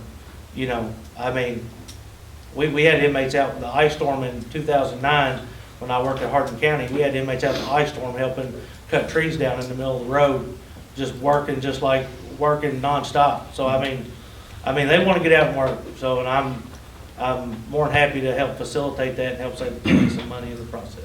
Suppose an inmate gets hurt, whose dime is in there to go to the hospital? Basically, it's under the jail. It falls under our medical provider. If they get hurt, it would go to our medical provider. Now, if it is over $1,000 in medical bills, we can file a catastrophic claim through the Kentucky Department of Corrections for reimbursement. Okay, you just said that the Department of And we have Corrections insurance as well. refused that one thing you said, so why couldn't they refuse that too? What, medical treatment? Yeah. They're in custody. They're in custody. I mean, we got to offer now. Here's the thing. We could take, if I've never had anybody that's been cut also, like, that's been working out on a work program. I mean, they want to get, if they're hurt, they want to be seen or whatever. But, you know, it kind of falls, we have to document, if we take somebody to the hospital, we have to document if they have a cut on their arm. We have to take them up there, document, we take them to the hospital, offer them the treatment that they need. If they sign a refusal and say, you're not doing what you're doing or whatever, we document the refusal. If it goes to litigation or whatever, we have our documentation right there, and that's how we do it. It's document, document, document. If it's not on paper, it never happened. But in the situations that we're talking about, you know, I pretty much ran our work program over at Hardin County, and it ran really smooth. I mean, we had inmates that wanted to go out and work. They're looking for the door. You know, I mean, they're looking. Their sentence is almost up. You know, they've been inside jail for a long time. These people are looking to get out, be able to work, do something productive, and looking to serve out their sentence. You know, we're not sending somebody out that's a high-level violent crime person out in our community. You know, so this is a different type of inmate that we're dealing with that's going out on these work programs. It's not the guy that's been in there 62 times. What's that? It could be. It could be, yeah, it could be. Yeah, it could be. Well, thank you for asking. No problem. Yeah, no problem at all. We'll get into that work program. We're gonna get some more details and get it, have a good formal thing that we can present here sooner than later. Anything else? I'm good unless anybody has any other questions. Let's move on to All right. coroner's report. Is the fire, did they leave? They left, they had a call. When they get back, I'll remind me to get them moved up here. I should have had it in person. I forgot about it. They gotta go to work. Keith. I counted them, we got 14 this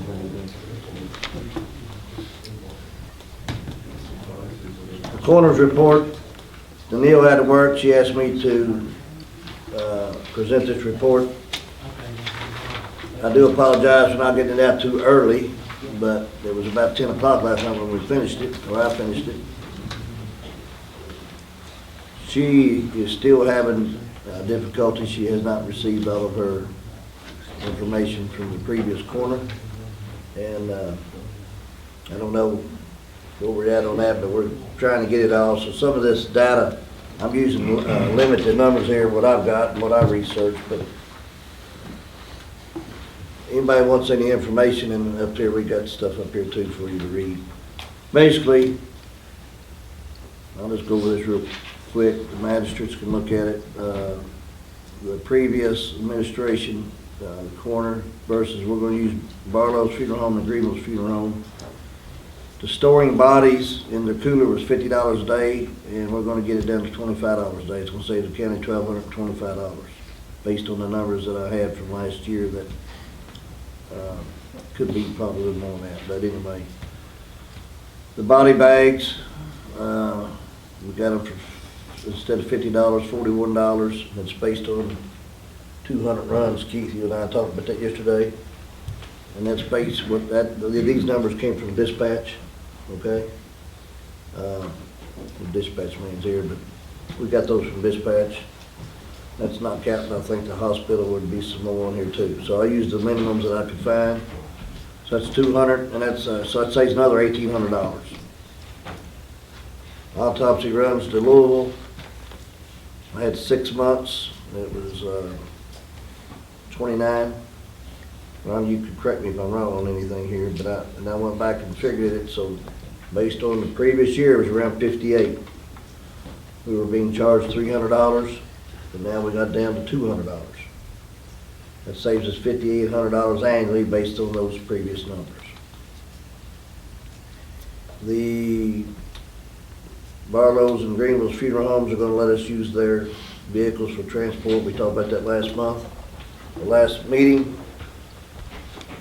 I don't have the contract yet. John was asking about the contract because of the chip situation, and you know, we haven't had time to really do it. They both have agreed to do it. All this stuff I'm telling you, it's all agreed to, and I'll get it signed and sealed. I don't have no problem with that. They're committed to doing it.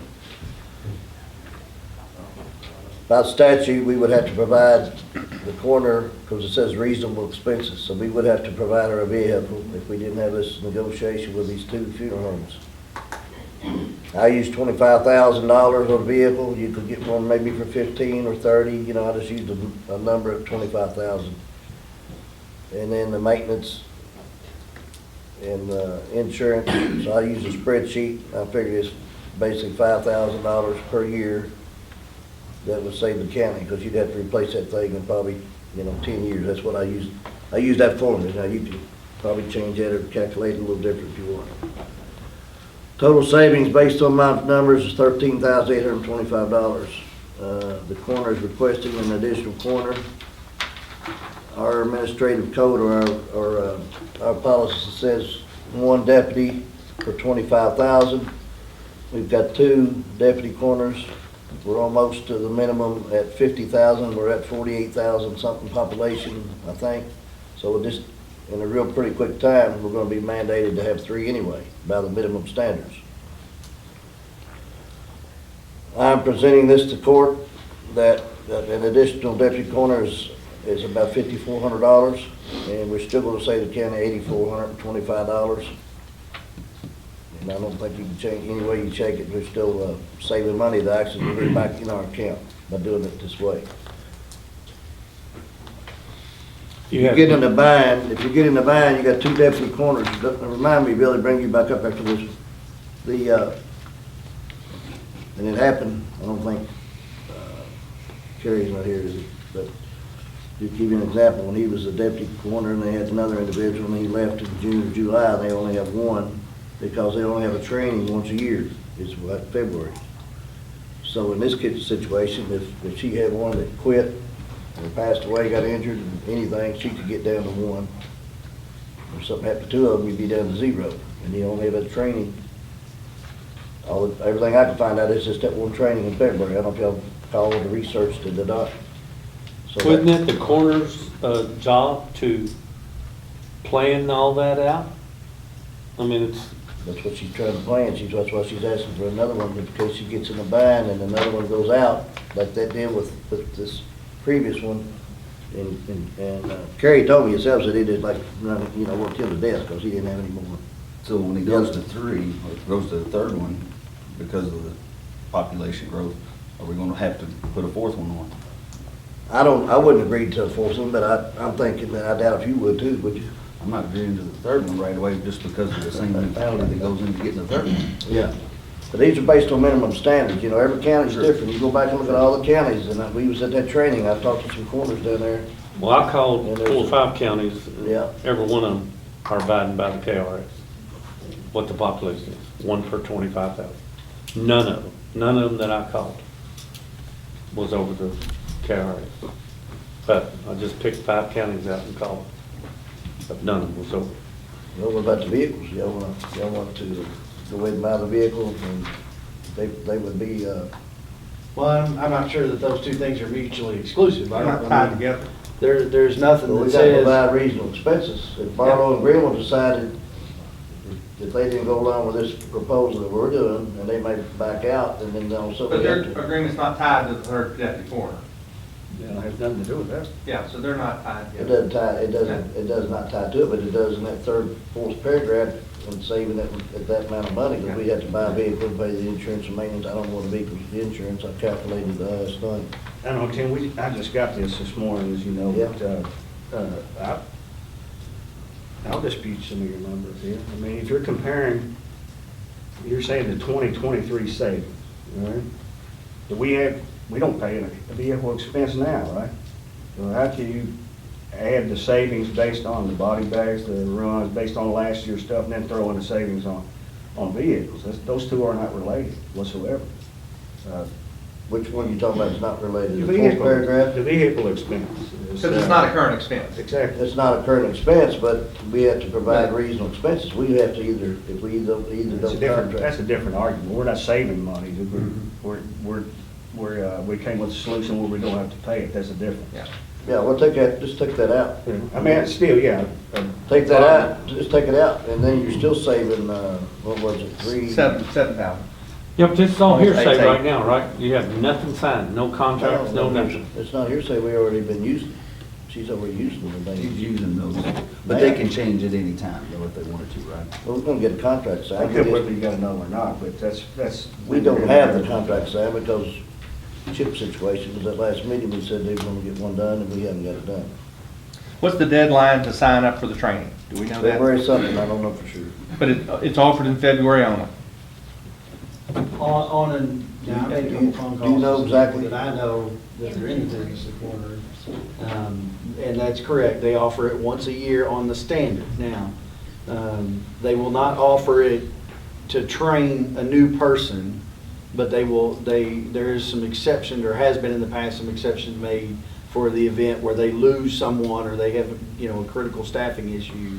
Then they said that they have done those trainings on a smaller scale for that, but not just because we hired somebody new and they need to get trained. If we don't do it now, then that person would wait to get certified until next February, next January, late January, early February, whenever they put that class in. I'm not suggesting one way or the other we do it. I'm just saying that that's the information that I was given. There is some Is that if what you were talking about, Tim, happens, somebody passes away, somebody quits, they can't do it anymore, whatever, there are some avenues that they can use to get somebody certified. Not guaranteed, but there's a possibility for that, but not just because we didn't make the deadline for that person to go to that. I did not get that. Right, yeah, we hadn't had that conversation. Ron, does the total cost for the additional deputy coroner, $5,400, or additional expenses added to that, we take out, is it a contract with them, or how is it? They're paid, it's payroll, employee, it's actually $482 a month. Okay. And FICA, there's no retirement, they're considered part-time employees, so there's no benefits. Tim, bottom line, I'd go, I mean, if she's not asking for any more money, current budget, then I'm fine with it. I'm not here to tell a constitutionally elected officer how to run their office, but They're not asking for additional funds, is that correct? She's not asking for additional funds, she's actually gonna save some funds. Take that fourth paragraph out, we're still saving, $3,425. Is that correct? I mean, You know, I use 5,000 on vehicle, and you can use that, you can collect that either way, but you can just take that out, and you're still saving the county an actual money that they would have spent based on the previous year. And that number could, you know, you might have 300 people die this year, you might have 50 people, hope it's less. If it's less, then we're going to cost us money probably, but I hope it's less. I mean, That's where I'm at. I was comfortable with the amount that we fund the corner of. I think it's a pretty good bargain, to be honest with you. I wouldn't do it for that, I know that. And, Well, there's some counties, if you check them, there's several counties that pay a lot more than the quarter. Yeah. There's a lot more. Yeah. And that one that, he just became county judge. But that's I told you, I wasn't county, I think, but remember I told you I met with Yeah. him or talked to him? He became county judge, and his numbers in that budget are a whole lot higher. I Yes. mean, they built a big, nice, you know, so. Yes, I just, it's hard for me as a business person, 13 days on the job and already want new help. Don't have any idea, like you said, Tim, it might be 50 deaths, it might be 300. I hope it's less than, I truly do. But I have a hard time hiring somebody on 13 days of job. It's hard for me. I mean, I understand it, yeah. There's not a lot of data and research, and I got one piece of paper, and you said you done this, right? Danielle didn't do this at all, No, correct? she gave me, I've got a bunch of stuff when I put it together, yeah, we got a lot of information. I got. And she's not here to argue her case. Yeah. I don't know. As a side note, looking at the budget, the budget amount for the coroner's office was 52.8, and at last I spoke with Rhonda to December, they've spent 28.7. So, a little over half. 52.8. So that means what they had budgeted, they didn't even need. No, it's not. No, we're only halfway through the year. Yeah. It goes till. I'm yeah. hard to spend that much as well. Yeah, we're on, I got you. As of where we were at. We're in the 7th month of the budget. 28. I got you. So that's about right. So that'd be 56. Yeah. So it'd be over, the budget would be over about 4,000. Right, that's what I'm saying, a little more than half. And, I think, I don't like being rushed into a decision, and I understand that the timeliness of the training, but there's nothing that precludes them from taking the training before we approve them. They can be certified, I believe, can't they? I'm assuming they can, I don't know if they want to take the time and energy to do it, knowing they may not ever. What's the cost of the school, I wonder? I don't have a clue about that. I mean, that's, You know, if I was not gonna get a job, I wouldn't spend, I don't know what day, it probably takes a day or something, I don't know what time this training it takes. I wouldn't want to either, but they could. They could, yeah. Well, it's up to the court, I'm proposing that, and, you don't wanna table it, come back to February meeting, what was the date on that last, you have a date when I said that, when she was here, it was February, the training was in, The sign up to the end of January. It's the end of January, 1st of February, the 30th, 31st. so we can't, if we don't do it today, We then won't have another meeting. we're gonna miss it. That's when. But they probably could still sign up without the decision being made. It sounds like it, what John, Well, I think the school's gonna take place before we meet again, was my understanding. the normal school. Right. But they do have some exceptions. Limited, very limited. Yeah, very limited. Tim, I'll make a motion, we add an additional corner, Tiffany corner, provided there is no additional expense to the county. How are we gonna prove that, Jeff? How you gonna make sure there's no additional expense? Yeah. And it's not in this year's budget at all, right, Rhonda? Not correct. So we're gonna You'd have have to do it. $5,400 that's gonna be added to the budget.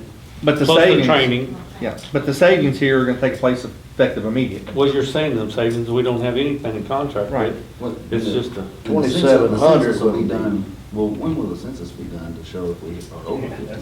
Well, the census Oh, was it's done. in 2020, there won't be another census till 2030. we got 47,500, Ron? 47.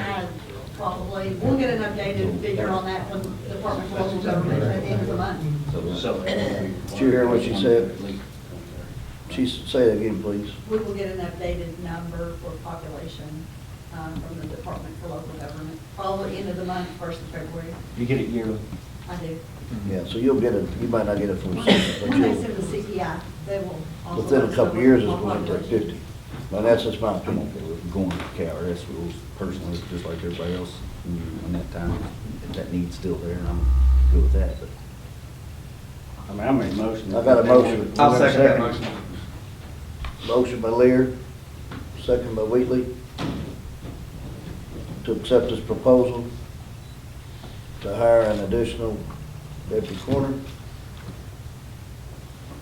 Any more discussion? All in favor say aye. Aye. All opposed? Aye. Did you catch that?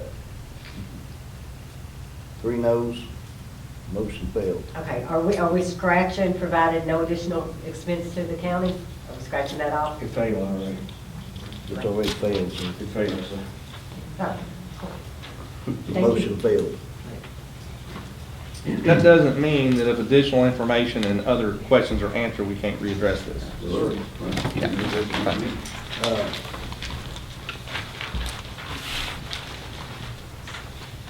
I'm gonna go to number 24, the fire department report. I had Bill Mattingly kind of give us an update on the county fire department. And the department you've got is all the non-incorporated areas, is that correct? That is correct. Okay, go ahead and tell us what's going on, please. So, I'm Billy Mattingly, the chief of Nelson County Fire and Rescue. Been the chief since 2015 when we separated from the city. We serve approximately 240 some square miles of district. I think we touch each magistrate's district and serve some of the citizens in your all's area as well. We operate four stations. We have 5 engines, a ladder truck, 3 tankers, and 2 brush woods fire vehicles. We are approximately 48 members strong. We employ part-time firefighters Monday through Friday, 8 to 4. We try to keep a minimum of 4 guys, so we are considered a combination department. We're fortunate that our numbers are up like they are. We've got a super good group of volunteers and employees that are serving your all's community. So, I know this is an impromptu meeting. I've got lots of projects I'd like to work with the court on in the coming year. So, I'm going to try to make myself available for meetings and would love to get with you guys and talk about some of our future projects. So, you guys have any questions for me? How many do you have?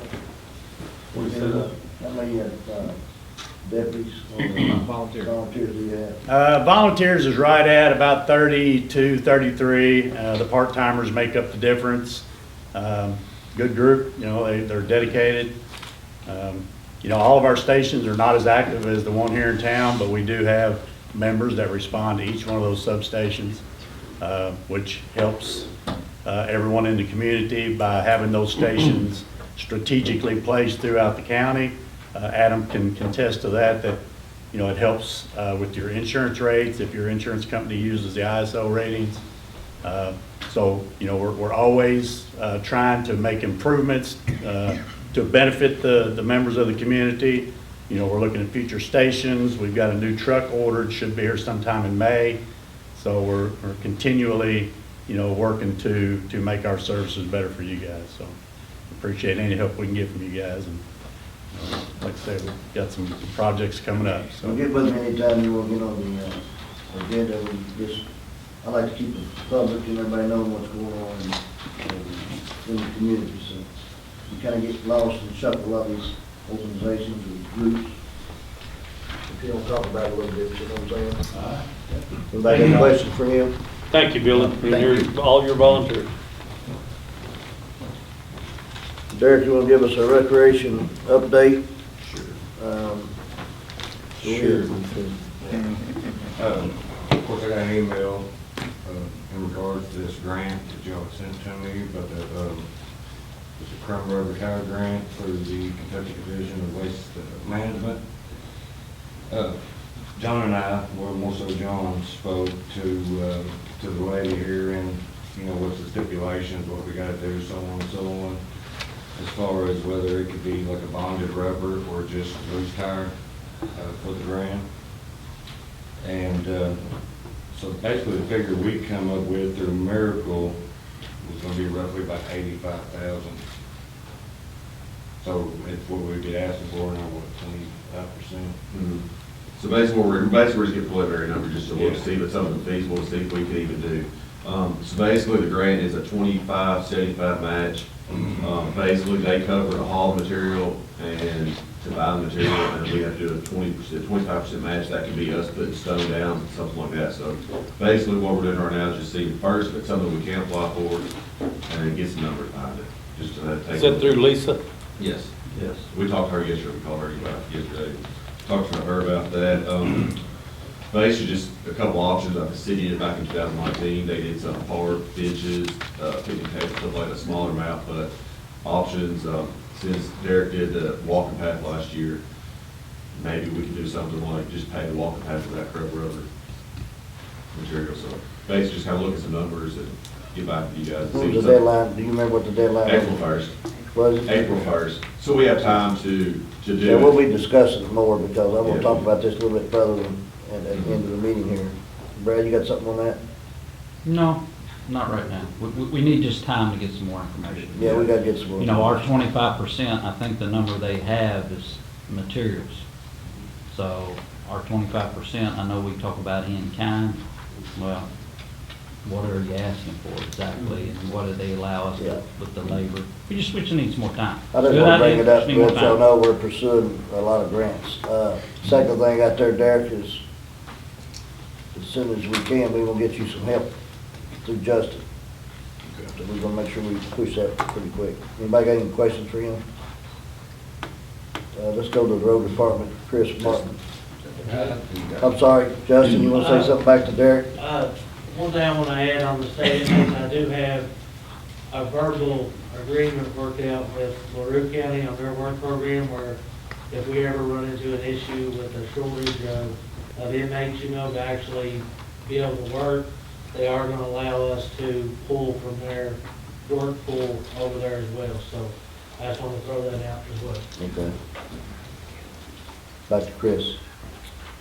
Since the rain on, the heavy rains on January 3rd, we've been really busy just cleaning culverts, ditches, and bridges and the roads. We've probably cleaned about 60 culverts with a backhoe, just pulling tires through them and getting sticks and logs and debris out of them. It's kind of been tough without our grade all. It's been down for a couple months. It's a whole lot quicker than going point A to point B, and it's got the clam and the bucket, either one. You gonna have it ready for the bulky items? We're waiting on a part for the DEF fluid heater, and for 3 weeks I've been told it's on order and we're waiting on it. So Can you run it without it, Brad? it's under warranty, so, Did you ask them that? yep. Our old grade all was broke down during the last bulky item. Well, our backhoe, we got a clam, and we got it converted where we can use it. It ain't going, we won't stop. Yeah, it don't stop. It's a little bit slower, but it, Yeah, I think it makes a big difference. yeah. We've been re-ditching several areas and got a lot more to do. We just got to do locates, and there's a lot of areas just where this heavy rain, water couldn't get through culverts, and just a lot of areas out there needs some attention. That was a mess, didn't it? Y'all did a good job, and I can see around everybody that I know of, and y'all jumped on it. You had to work some Saturday, didn't you?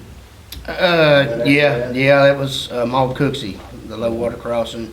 And we'd like just to ask the public if anybody sees something, their ditch, their culvert, anywhere, just give us a call, and so we can try to get those opened up. If it's on right away. Yeah, we've had a lot of calls about that. About what? It's got to be on right away. Okay, got it. We can't go on private property. What about, how much is that, what does that amount to like how far off the road? Changes with every road. General rule of thumb is 20-foot per center road, find a fence. From the center. Find, from the center. Find a fence, find a top of the ditch. is usually the typical thing. It varies with every road, so for me to give you a specific, we don't. There is a provision, you know that, and I don't Back in the know that, ditch. you can get off the county right away if it's causing problems on the county right away. Correct, Open up ditches and drainage. Correct. And whatever. but if You somebody's, gotta be real specific and how You you. gotta get permission from the property owner.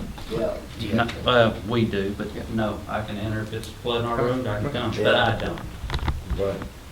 So there is language in the statute. There is, that if you it's can do affecting the that, county. because there is cases where you have to do that. Our Russell Road Bridge, it's sustained some damage down there from the flooding. Probably next week's call for a lot of rain again, so probably what, around the week after? Probably, yeah. I got rid of track hoe and hoe ram and busted a lot of stuff out and re-pour it. It's all passable. Well, Let's go I busking sent through. Brad a thing on that too, not just on that, but there's some state, I guess it's like FEMA money, I don't think FEMA was in on it, but they got a state program with all these counties that had a lot of issues that we can get some money from them, and we'll talk about that too on the grant side when we get into that. I don't know, was it a grant application or is it just a form to fill out? I don't know. What do you mean, you didn't look at it?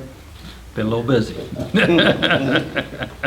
But anyways, it is, because it is that one, you talking about those approaches and that one bridge, it could get, you got a hammer and all that, it's expensive. We'll spend $10,000 real quick on that one. Bridge is passable, public Yeah, it's but fine. whose district's in it? Mr. Snow. Comes out of your blacktop money too, though. My blacktop money already spent. We basically got steel plates over it right now with gravel, so it's fine for now. Like I said, we've done a lot of shoulders. Today, the crews up Love Bridge, there's probably 6 different places where the creek could aid into the shoulder to the side of the road. So we got a channel line for now, just get it built back, put some dense grade, so in case somebody gets over it, it won't hit them big rock. But it affected a lot of the county. This heavy rains did. And then we just down there, sent a crew down there to Flats, fix some potholes, keep and get some calls. We just took some DGA down there and kind of patched down for now, just till we get back. That's all I have. Any questions for Chris? Brad? Okay, one of the things I had on the agenda was the Maywood entrance. Everybody knows they reconstructed, they being Kentucky Department of Transportation, reconstructed that entrance. And part of that program was going to be, we got to adopt a resolution for that entrance into our system. The state is still working on some details for that particular project. So I'm going to ask you guys for now, let's table this until those details get worked out. I spoke with Adam and Timmy about some of the specifics on that. You good with that, Adam? Yeah, I'll make that motion to table that. And I apologize. Motion, I don't think. No. I apologize for that, just that stuff got put on my desk yesterday morning, and so, I but think it, the court's familiar with what's going on, and there's, Yes. there's something to get worked out. I think, well, I don't want to get in this discussion. correct. All right, anything else, Brad, on your end? Nah, nothing for Can't talk today. about it on this, that's other business.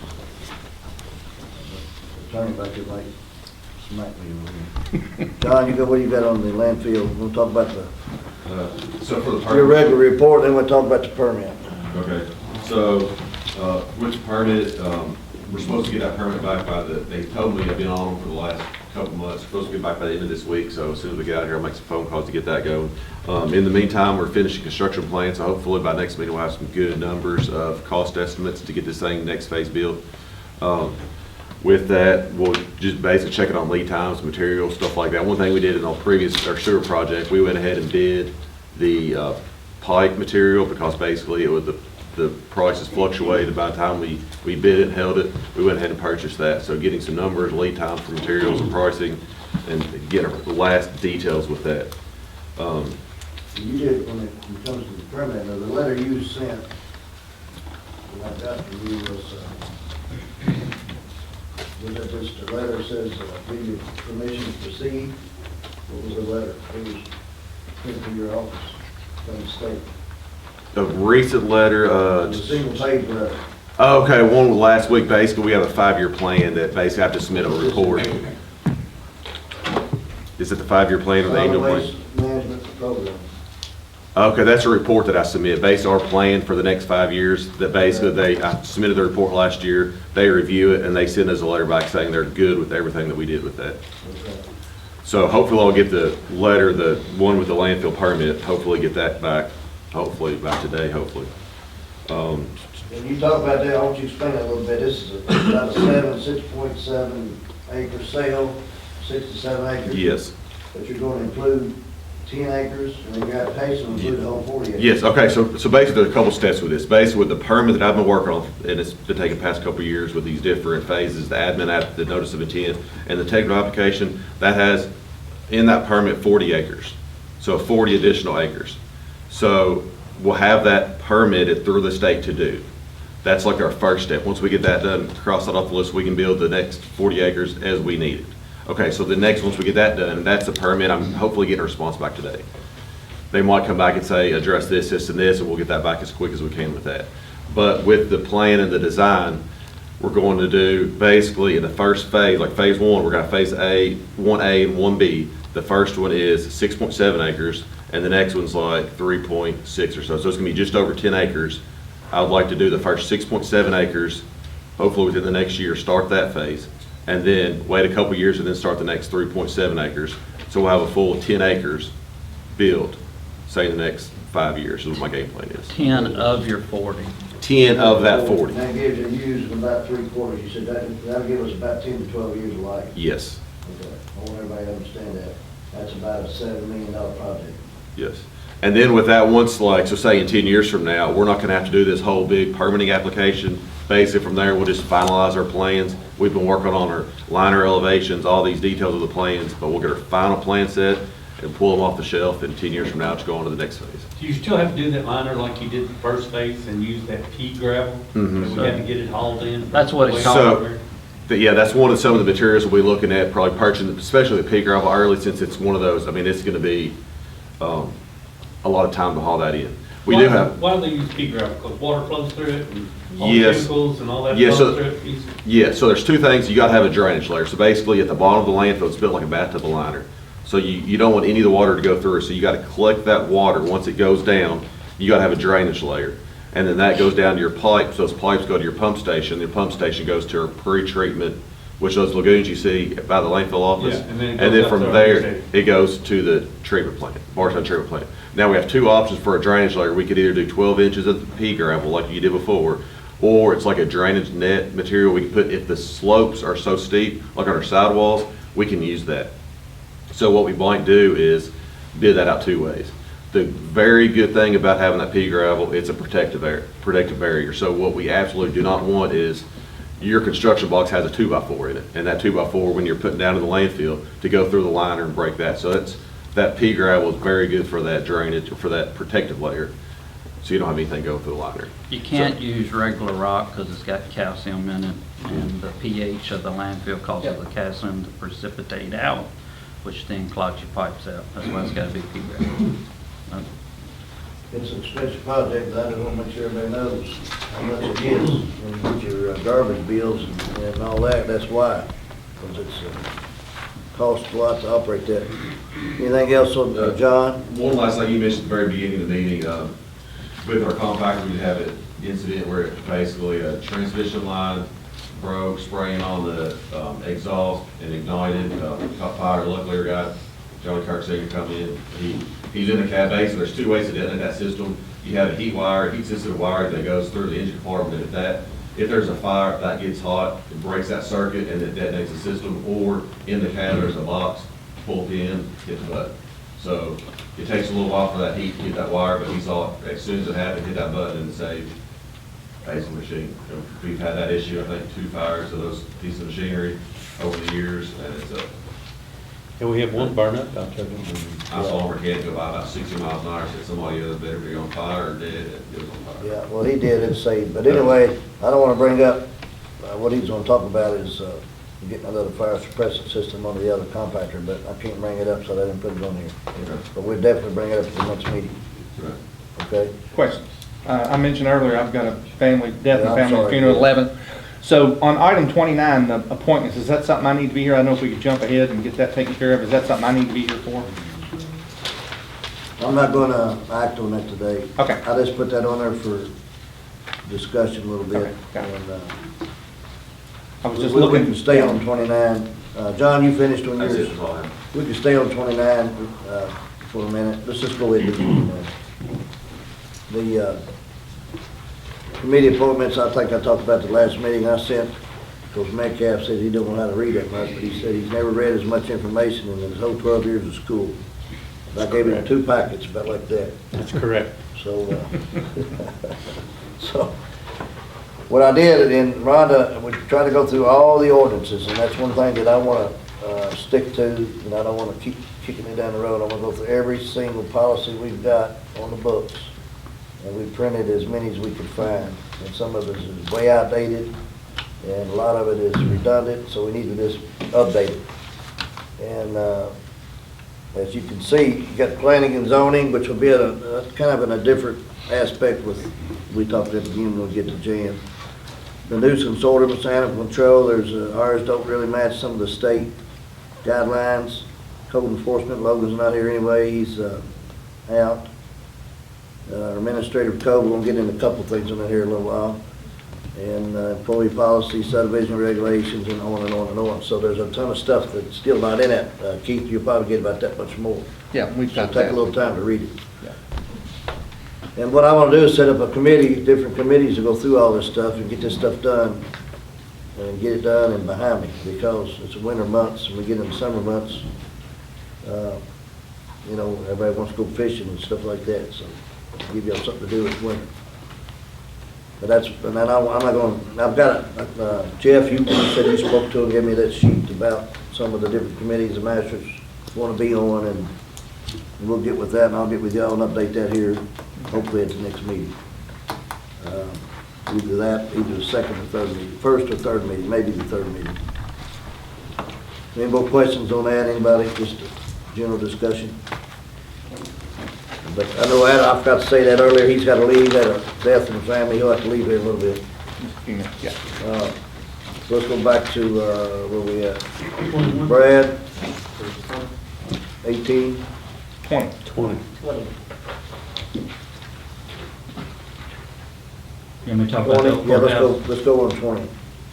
Okay, so as you guys know, we have someone looking at this facility to try to determine, let's call it a building assessment plan, right? Similar to something we did out at Wickman. Let's look at this, see what we got going on with the issues that we got here for the entire facility, not just water, but HVAC, electrical, whatever it is. I mean, let's figure out what we're up against. One group has came back with their initial proposal to us. We're waiting on a second group. And these are professional services, so by law, we can negotiate and do it, approach it from procurement reasons a little different. So I'm just giving you guys an update. Tim and I and John met with a group this past week, and they asked for a little more time to get something together. I want to make sure we're comparing apples and apples. When I get this report back, it's something that we've got in hand, and then from there will be a next proposal, and it'll be expensive. That's when we're going to get into some funds, because what Timmy wants is what you call shelf-ready projects. That means you got to have drawings.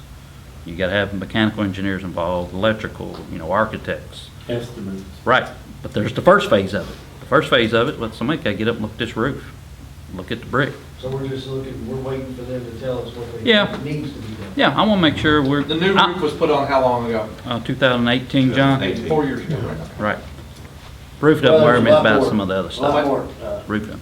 it's not the roof that's the problem, it's the ventilation, and there's a whole lot of things we'd be here all day talking about, as many issues as in this courthouse. Now, I don't know if I shared this with y'all last time or not, but there was $100 million in the historic preservation grants that we could have probably got some of it, but we couldn't do it, because you gotta have the plans ready.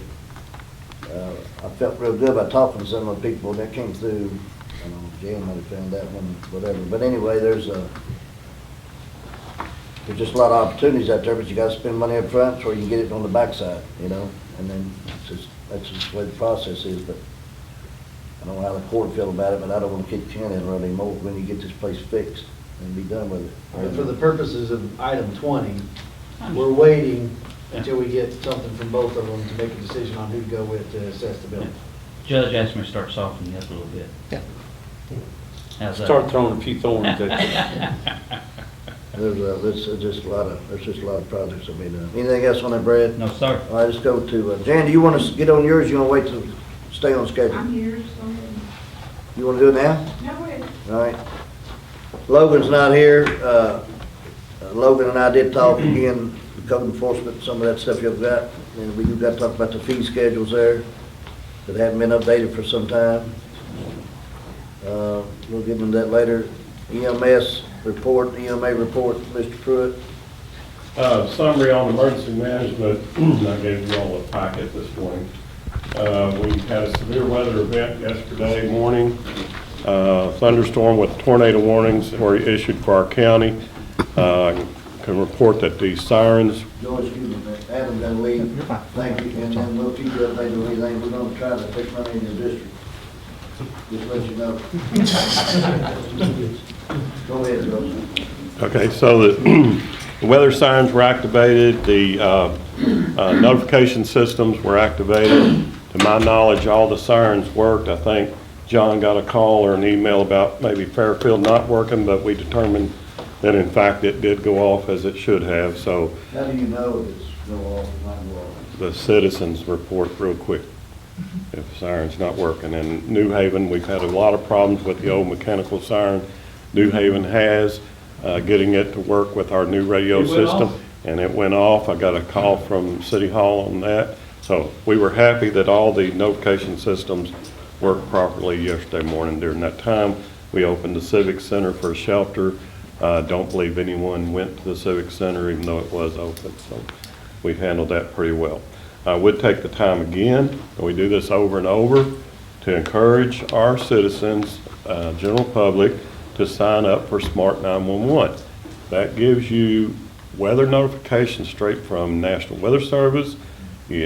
Weather sirens are meant for the outside. They're not meant for people to rely on inside their homes.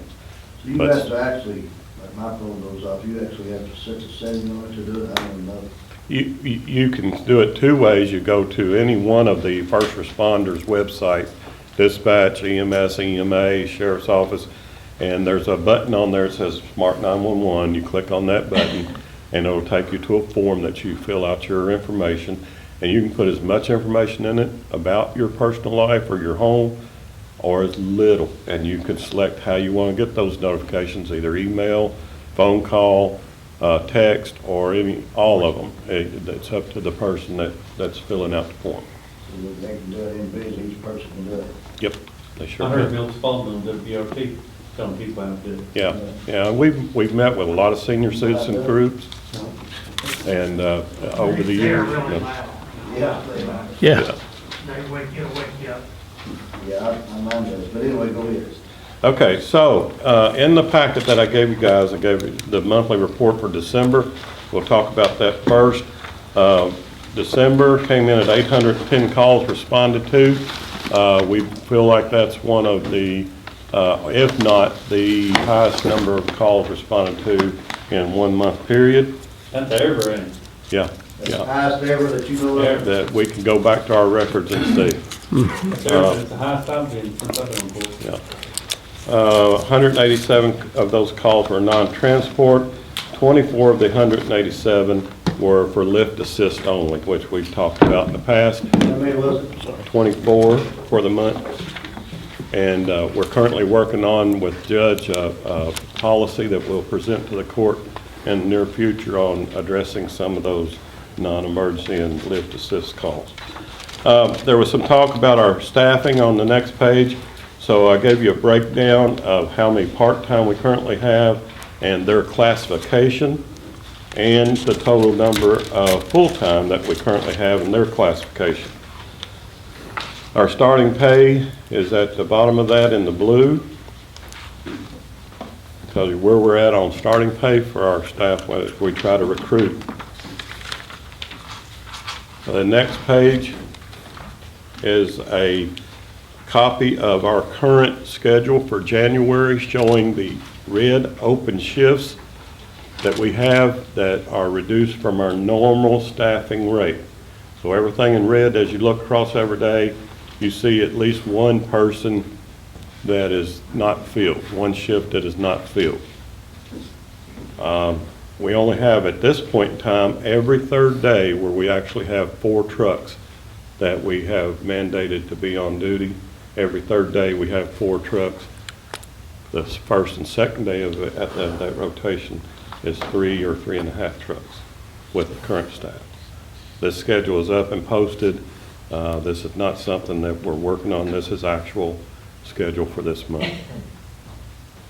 The 12 and 24s in the brackets, that's the hours on the shift? That's the shift code. 12-hour Yeah. shift or a 24-hour shift? Yeah, it's 12-hour day shift. We usually try to fill with part-time folks. That gives us some extra folks for transfer during the day. Yeah. And then the 24 is actually a full-time shift that is open.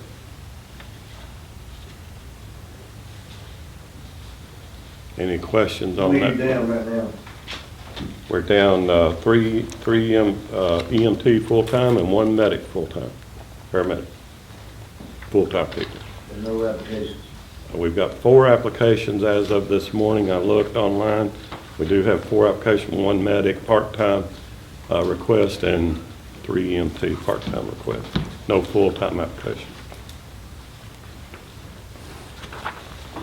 The next page in that packet, it's our organizational chart. I thought this was important for the court to see how our command staff makeup is and have a knowledge of that. Of course, at the top is our county judge, Tim Hutchins, and I'm under that with emergency services, but as EMS director as well.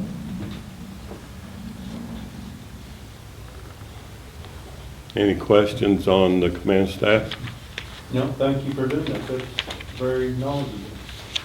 The last page is informational chart of our vehicles, our fleet.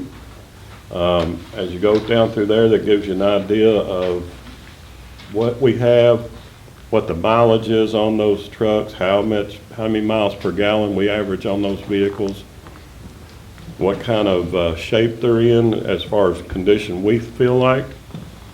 By running them every day, we have 2 trucks, one truck out that we're waiting on the engine to be replaced. We have a truck that is in Tennessee, been in Tennessee since April, waiting for a chassis for a remount. And we are limping along on Squad 31 at the top. It has a head blown, and we're still using it and keep throwing antifreeze in it to keep it on the road. But it's due for engine once we get Squad 34 back from American Tire. Is that a Ford or a Chevrolet? Which one? The one you got waiting on the engine? Chevrolet. And the one we have at American Tire now getting an engine put in is a Chevrolet as well. Squad 34 has been there since early October, waiting on a motor. Find a reman? No, we're putting the Chevrolet motor back in it for the warranty. Oh, okay. I think that's the best route. I know it is. And that would be my report unless I have any other, oh, wait a minute, I've got another. Okay, yeah, let's look at that last page. You all are interested in the revenue side. So, spend a little bit of time here. I compiled this based on the fact that we've just got a Medicare increase in approval amount. So if you look across that top section above the bold black, that's all Medicare related. So our current charges, as you can see, based on the A043, the codes for billing, that's what we charge individuals. As you can see across there, you can see how Medicare allowables have increased a little bit since 2017 up till we just got this last increase the 2nd of January. So let's just take the first one we bill. That is a full-blown ALS critical care type situation. We bill out $1,380 for that type of thing. This would be your cardiac related, full-blown all drugs, everything that we can throw at this patient. So Medicare is going to approve $685 of that. That means they'll pay 80% of that $685. So the 20% would then either go to a private pay, copay, or your private insurance. Now, if you're a Medicare recipient and a Medicaid recipient, you have Medicaid supplement, the new law as of 3 years ago, new regulation went in effect that Medicaid don't have to pay the co-insurance. So whatever Medicare's 80% is, that's what you collect. So if you look down below the bold black line, that's our Medicaid area, which these are, Medicaid and Medicare makes up 72% of our revenue. That's what the most part of our billing is. So on that same current charge, we have to knock off the mileage. So it's $1,204 on our base rate. Medicaid pays $110. That means that's it. You write off the rest. That's So your you Medicaid. can't- You can't bill your Nobody. person who's getting transported the extra money. No. Right. You just get what State you law. That's Medicaid regulation, yeah, federal. If you're gonna be a Medicaid provider. If you're handling Medicaid population, then you accept that $110. Now, this has been this way for years, but 3 years ago, myself and some other ambulance providers lobbied legislation in House Bill 8 was introduced, that we found out that hospitals and long-term care were paying a tax, a provider tax into a fund. That provider tax went to the federal government on Medicaid, CMS, and it was matched back to the state 3-to-1. So when they got 3-to-1 back, that's distributed back down to the provider as an additional supplemental payment for their emergency runs under Medicaid. So if you look in that assessment for 2021, when this was first enacted, we received back out of that assessment fee, we received another $323,000. And 22, our emergency runs under Medicaid went down, so our assessment went down. So we received $294,000. And this 2023, we're projected to be up. It's based on your past year, each year going forward, based on your numbers past year. So we will receive, and Rhonda, we're already seeing that revenue come in for the 2023, and we'll be at $360,000 in additional Medicaid funding, which is helping our revenue stream. If you look at our budget, we're up about 3 or 4% over projected revenues, and it's because of that Medicaid money coming back to us that's helping that revenue out. Any questions on any of that? And I know it's a lot to absorb, but I think it's important that the court understands some of these things that we deal with in the EMS world. It's not all black and white. It's a lot of gray there. I have one question on that, on the Medicare assessment, right? Yes. What does that look like per run? Are you coming out? Well, it's very difficult, and Wanda and I talked about that this morning because I thought somebody might ask that question. So if you get $110, we get this in lump sum. Rhonda gets a deposit of lump sum money. It's not actually attributed to any one patient. So the best we can do is take the total number of Medicaid transports and divide that. So that comes up to be about $300, about $298 over the 110. So still about half of what we would normally. Oh, yeah, less than half, yeah. That's what I was getting at. Yeah. Yeah. It's still not making us whole on what we should be getting. Right. No, we're not gonna, as long as we are doing business ahead of getting paid, which that's basically what we do. Right. We provide business, we provide a service before there's any payment. And we are submitting our payments to agencies like health insurance, Medicare, Medicaid, that tells us we're going to pay you X number of dollars because we think that's all it's worth. We'll never be breaking even, we'll never be ahead. And Medicaid does not pay a penny on lift assist. Nothing pays on lift assist. Nothing. Taxpayer. Patients being transferred from hospital to residence insurance will not pay. No insurance will pay. So there's a number of things that we're doing that are free service or tax supported services.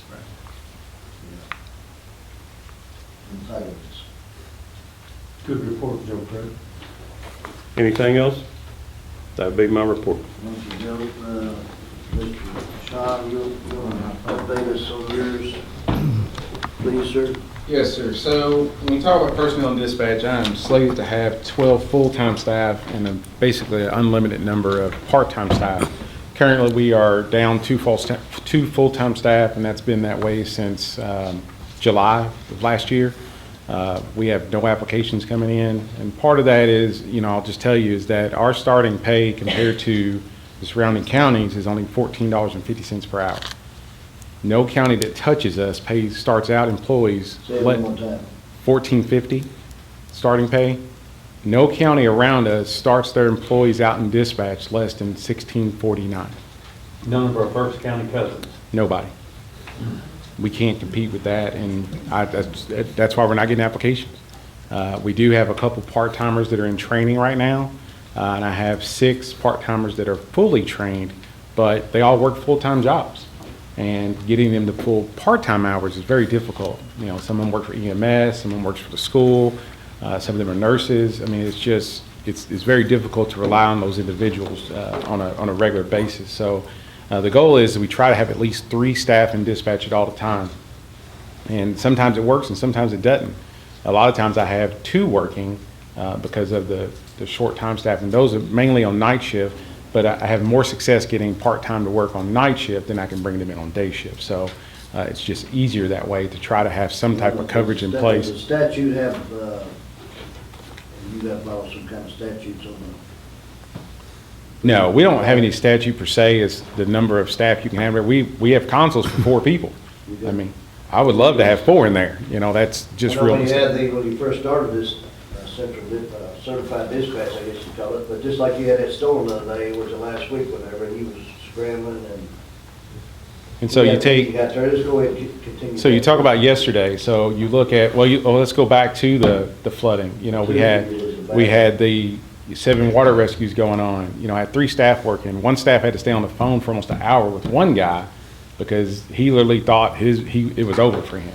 The water got up to his driver's side window, passenger side window, and luckily the water started to recede because our responders were having a really hard time to get to him.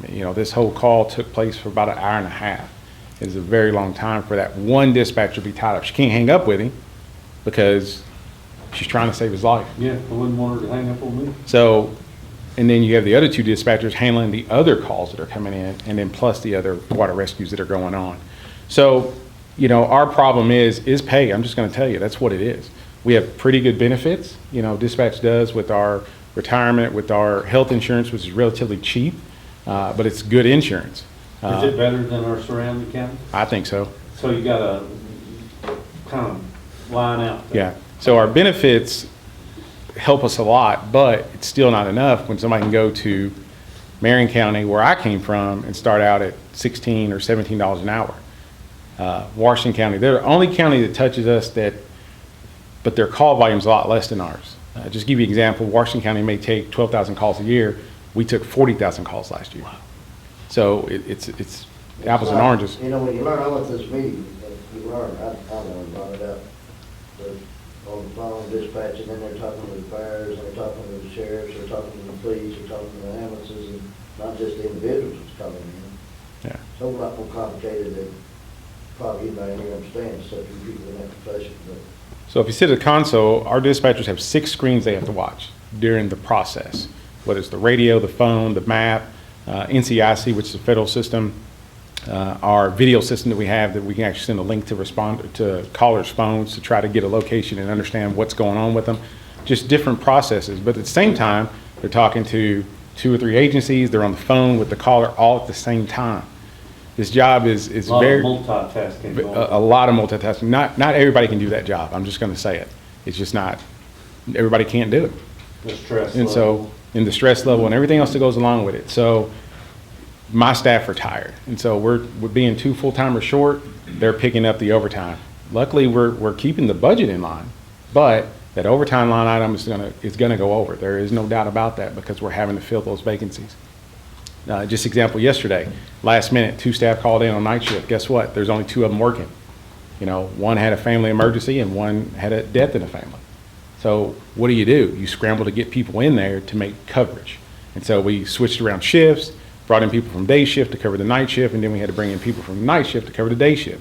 So when we get to the night, we got to find coverage for tonight. And you don't have the extra bodies. Luckily, I had a part-timer that was able to help today, and I got a part-timer that's going to be able to help tonight. But again, that's not always the case. So we've got to look at something to build that staffing up and keep it at a level to where we can provide what this county needs. And like I said. Your benefits and insurance and payroll, y'all doing all that internal? Yes, sir. We do everything internal. Retirement, benefit. Doing it all internal? Okay. Retirement, healthcare, It's never payroll. been discussed about running that through the county treasurer, and just because you're a joint. Yeah, we're kind of our own little entity, really. You know, that's what it boils down to. And you must be doing a very good job at it. Me being a magistrate, I will have to say, I've only received one phone call that somebody was unhappy with your services in the 12 years that I've been. So, to me, that's running pretty good. I mean, thank you for what you have done, like you said, to keep everything afloat. Like I said, my staff, I give them all the credit. It's not me. They're the ones out there on the phone. They're the ones who deserve that credit. I just make sure that we have what we need or try to have what we need. So when we look at our revenue and we've talked about the cell phone fees that aren't being paid to us right now because of the Verizon Blue Glass Cellular buyout, just kind of give you guys some numbers. So in February of last year, we brought in roughly $43,000 for that quarter on our volume payment that we get. We get 2 payments. We get a pro rata payment and we get a volume payment. Pro rata is what's split up between all the counties, okay? It's one lump sum that goes into the state and they divide it up equally. Then you have our volume payment, which is based on the number of cell phone customers in your county. So in February, we brought in just $43,000 on the volume payment. In May, we brought in $46,000. Obviously, the number went up a little bit. So now you have the buyout for Verizon to Bluegrass Cellular in June. In August, our revenue from that went down from $46,000 to $23,000. They said we lost some 10,000 customers in Nelson County. That ain't possible. I don't care what you say, it ain't possible. So the state has hired a compliance officer to do an evaluation of our area. And it wasn't just our area that took this hit. Anyone that had Verizon or Bluegrass Cellular that was bought out by Verizon, they've all gone through this. We actually said, I'm not going to do that. They're not going to report. 10,000 people got rid of their cell phone. Yeah. No. And because of that, since they considered it an overpayment, we had to pay the state back $19,000. So that's why that number went so low. And then, now that they have this compliance officer, mysteriously when we get the fourth quarter payment, which was in November, it's back up to $35,000. She found all these customers that supposedly went away. And she's not done yet. We won't know until probably next month if that number is going to stay where it is now or it's going to increase. She feels that it's going to increase. It's already increased by 11,000. So that you already see the trend where that number's going back up just that fast.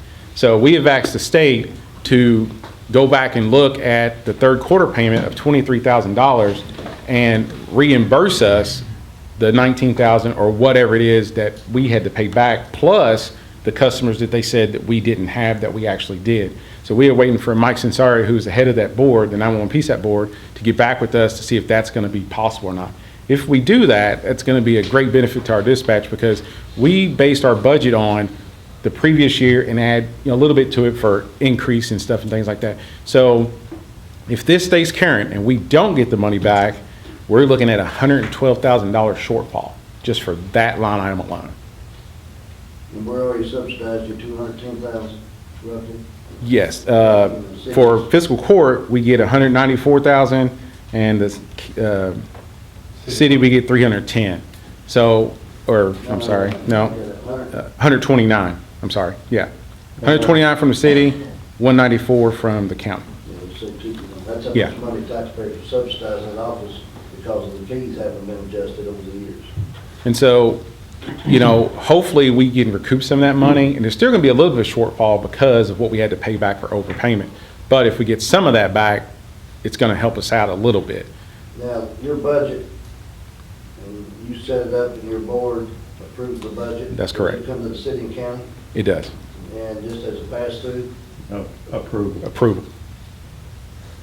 So when you get this much shortfall, and you already asking for, let's say, 200,000, Mhm. you get this shortfall, and you're gonna be out of money, you're gonna be coming back to the city and county. That is correct. Well, that's in the ordinance. Yeah. The They say county in order and says city you- does but you make up can't, shortfall. you can't not operate. Our revenue only You comes can be coming basically back from, Asking us for another $100,000. the revenue only comes from four sources.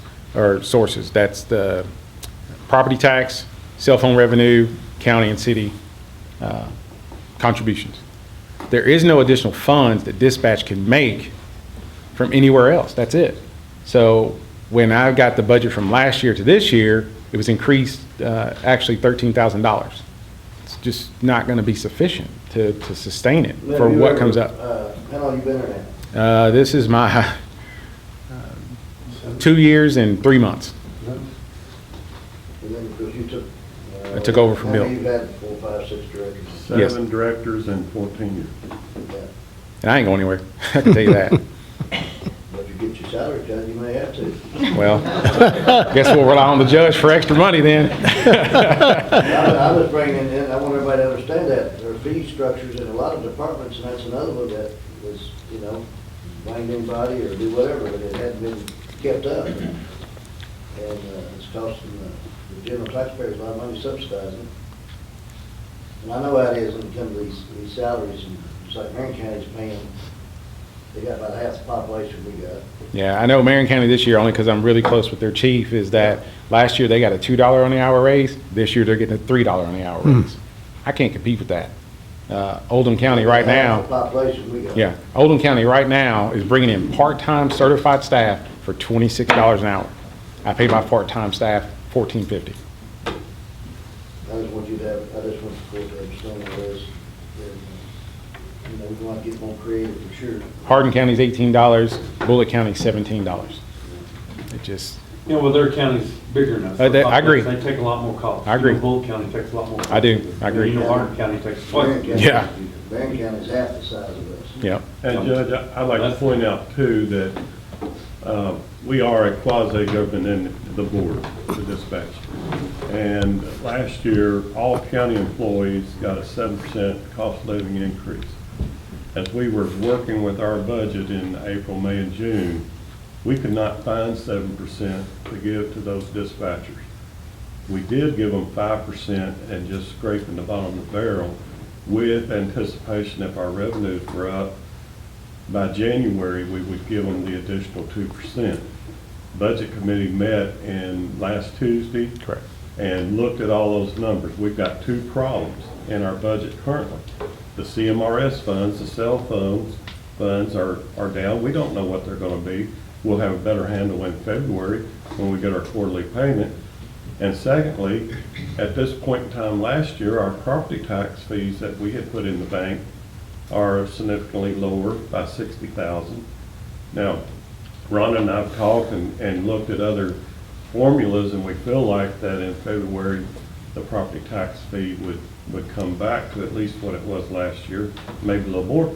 But we can't give those employees, our dispatch employees, the 2% increase in that we promised them because we're not sure where the revenue stream. Why was the property tax down, Joe? I think it's the way it's being collected. Maybe people have waited more, longer to pay their tax, paying the penalty. Maybe people are deducting the $24 for their dispatch fee off of it. We've discussed that. We're not sure if that's, we'll have to get our county attorney I think the involved. law, Keith says that, and he can correct me, and Raymond, we talked about that too. He says he didn't think that many people, you don't have to pay, you can take it off your bill. Just like the fire dues, it's what, $60, I think. The statute allows us to put it on the tax rolls, which we did, instead of going around knocking on doors. But I think there is a provision in there, is which is not mandatory, so they can scratch it off and not pay it. Raymond didn't think it was that many doing it. I don't think you can do it. Once it's on that tax bill, you have to pay what's on that tax bill. So I don't know We why don't we take a have- partial payment of, Well, if your tax bill is $1,200, you have to pay $1,200. If you wait till your penalty phase and it goes to $1,295, you have to pay that. We cannot subsidize, you pay this because you didn't want to pay this or that in your tax bill. That's So all. we got some more issues to talk about. So anything else? That's it. That's all I got, Judge. Any questions, Graham? Thank you, Judge. Thank you, sir.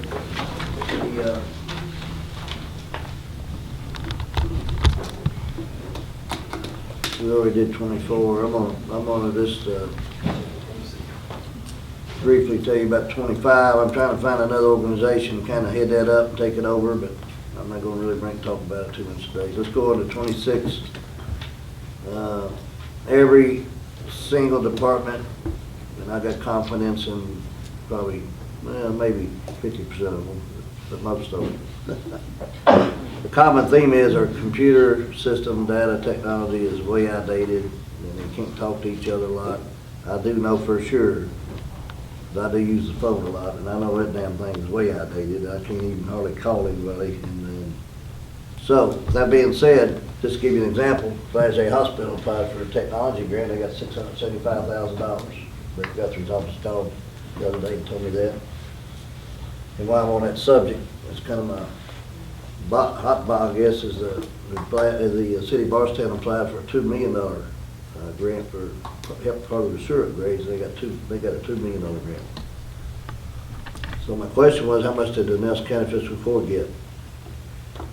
And it was a silence. It was like a zero. We haven't got anything because we haven't been applying for anything. So it's very, very important that we get all this stuff upgraded, and we got to have a set of plans so we can get these. And there's more and more out there every day I see that we can get. So anyway, I'm gonna go back to the technology and phone thing. As of right now, I'd like to put Jeff Lear and John Snow and Justin Hall and Rhonda and Carol on that committee. That's what I'm proposing. I don't think I've got to have a motion to do that, but I'm gonna suggest and ask y'all to be on the committee to, and probably have a meeting with all the departments, and then y'all can decide how we'll do it, and then push forward and get a package together and just start the process.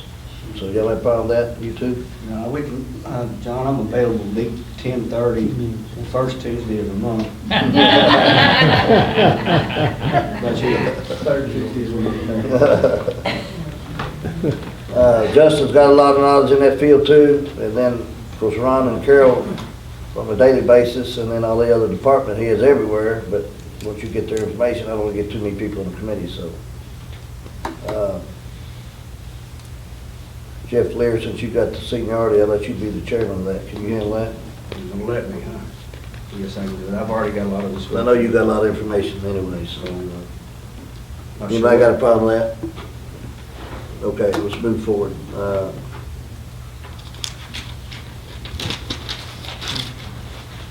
The Fiscal Court Administrative Code. Last month, or last meeting, we changed the code to allow us to have meetings on the 9 a.m. and 6 p.m. on the third Tuesday. Rhonda, she talked to Kelly and researched that we're still not in compliance because there's got to be an ordinance for it.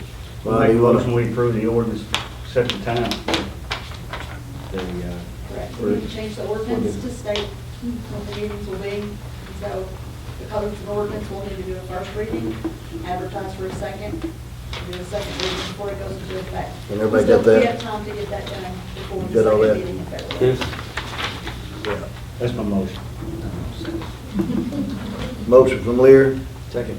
to adopt this ordinance. Who's second? Now, Snow? advertise for second, correct? Yes. And then any more discussion? Are we gonna try this, or it's up to our discretion? We can change it, Yeah. Maybe we're changing it now, June. and repeat the process. In June, the. So I'm looking around the crowd right now. We got 3 people here that's not associated with court that came to our meeting. 3 people. We can change the administrative court, fiscal court itself, without the county judge's approval. 4 on- people. I forgot about on, that. in the month You're of with June. him. Some of them That left. was you got from yesterday. But anyway, I got a motion and then discussion, and then we can come back and revisit it Okay. anytime. I mean, that's up to us anyway. And, all in favor, say aye. Aye. Opposed? Passed. Jeanette, you got all that? Yes, sir. And then we'll have to bring it up again at the next meeting, Let's do a correct? second reading. We will Okay. advertise. Can you remind me to put that on the agenda? All right, that's done. Put it on your phone. There. Yeah, I hear you.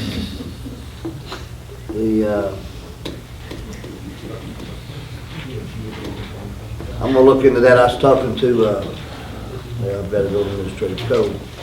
Mr. Deaton, I think, and I want you to make sure I understand this, and Rhonda, we both talked about this. As far as having public comment,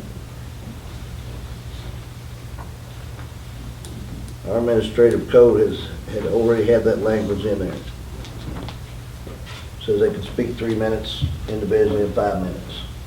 Says you set the agenda, I set the agenda. the public wanted to speak, there's a time frame for whether it's an organization or an individual, but they would still have to run it by you and set it.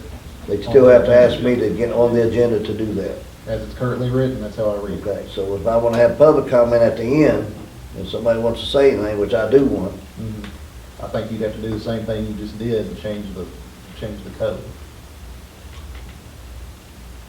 okay. Everybody understand that?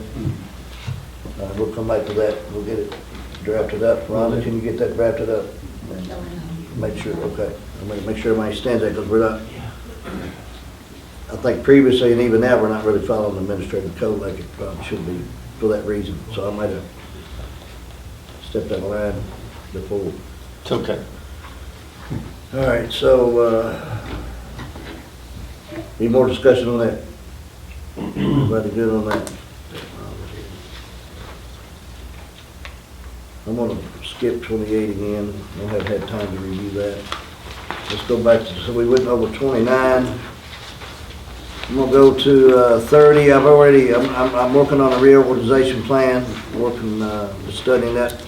I gave y'all copies of the ordinances too, which a lot of them are way outdated.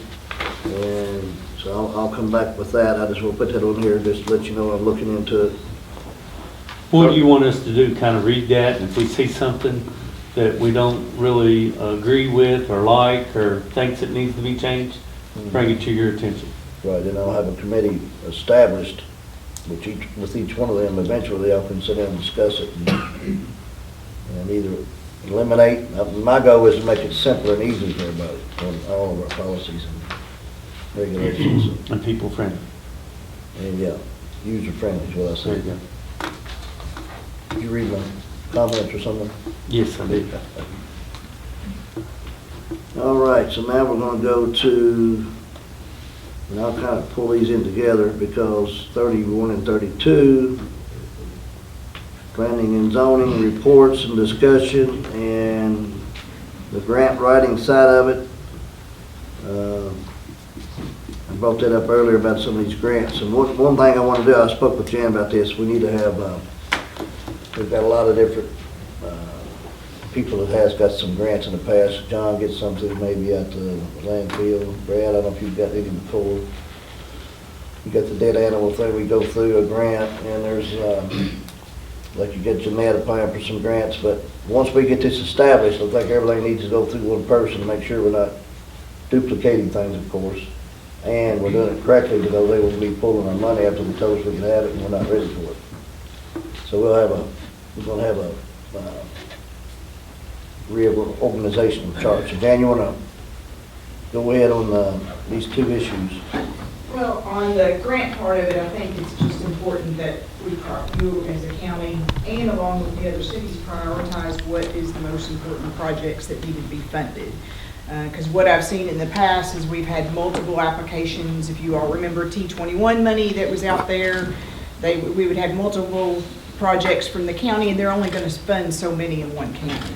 They're obviously going to spread the money around the Commonwealth, so we need to make sure that everybody's on board as to what projects are being submitted, what is the greatest need, who has the greatest need, that we don't put New Haven over Bloomfield, whereas like on New Haven Sewer Project, we know they have an agreed order and they have the greatest need probably to get that fixed, that we don't submit 2 or 3 other grants from the county.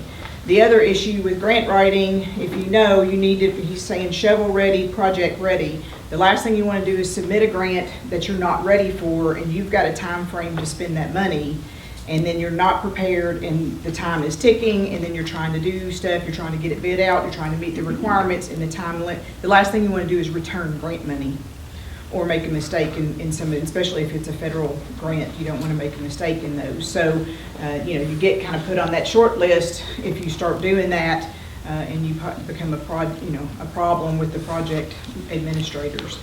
So I think what we need to do is sit down and have a grant seminar, bring everybody in. When the people next one, they're gonna say, we're not very organized, we're gonna give it to Marion County or whatever. Dairy County, right. So, and you also have to remember, a lot of these federal and state grants have conditions attached to them, that you have so many years that you have to hold those projects. You've got to be able to meet certain criteria with those. So we just want to make sure that we're all on the same page. We're not going to be able to apply for everything in the first year. We're going to have to space some of this out. But we do, we met with the mayor of New Haven and the city clerk, and we know what their needs are. We'll get with Bloomfield. But I think we're just going to have to sit down as a county as a whole and prioritize. Yes, there's Land and Water Conservation Fund money for recreation. This is who's submitting. We all need to support those. And then next year, we'll look at another set, and then we might be prepared. But, it's going to take a while for us to get started in this. It's just not a lot of these grants are, some of them will run, like the crumb rubber is April. We've got some, Department of Library and Archives grants that we can apply for. Those are a rolling deadline sometimes. So we're just going to have to put the list together, who's responsible for those. I can coordinate most of it as long as I have some additional staff. I can coordinate some of those. A lot of these grants are going to have to run through the ad. I am not a certified CDBG grant writer anymore, and that's what the ad is there for. So we can coordinate with them. There's no sense in us hiring somebody if they've already got the staff to do that. There's TAP funding through Brad through the Transportation Cabinet, and again, that needs to go through the ad. We can coordinate it, but let them do the grant writing and let them be the administrators on it. So it's just going to be, we need to sit down and go through kind of a seminar with the ad and start putting together who wants to do what and what are priorities, and then it's a budget matter too, that every grant's going to have a match to it.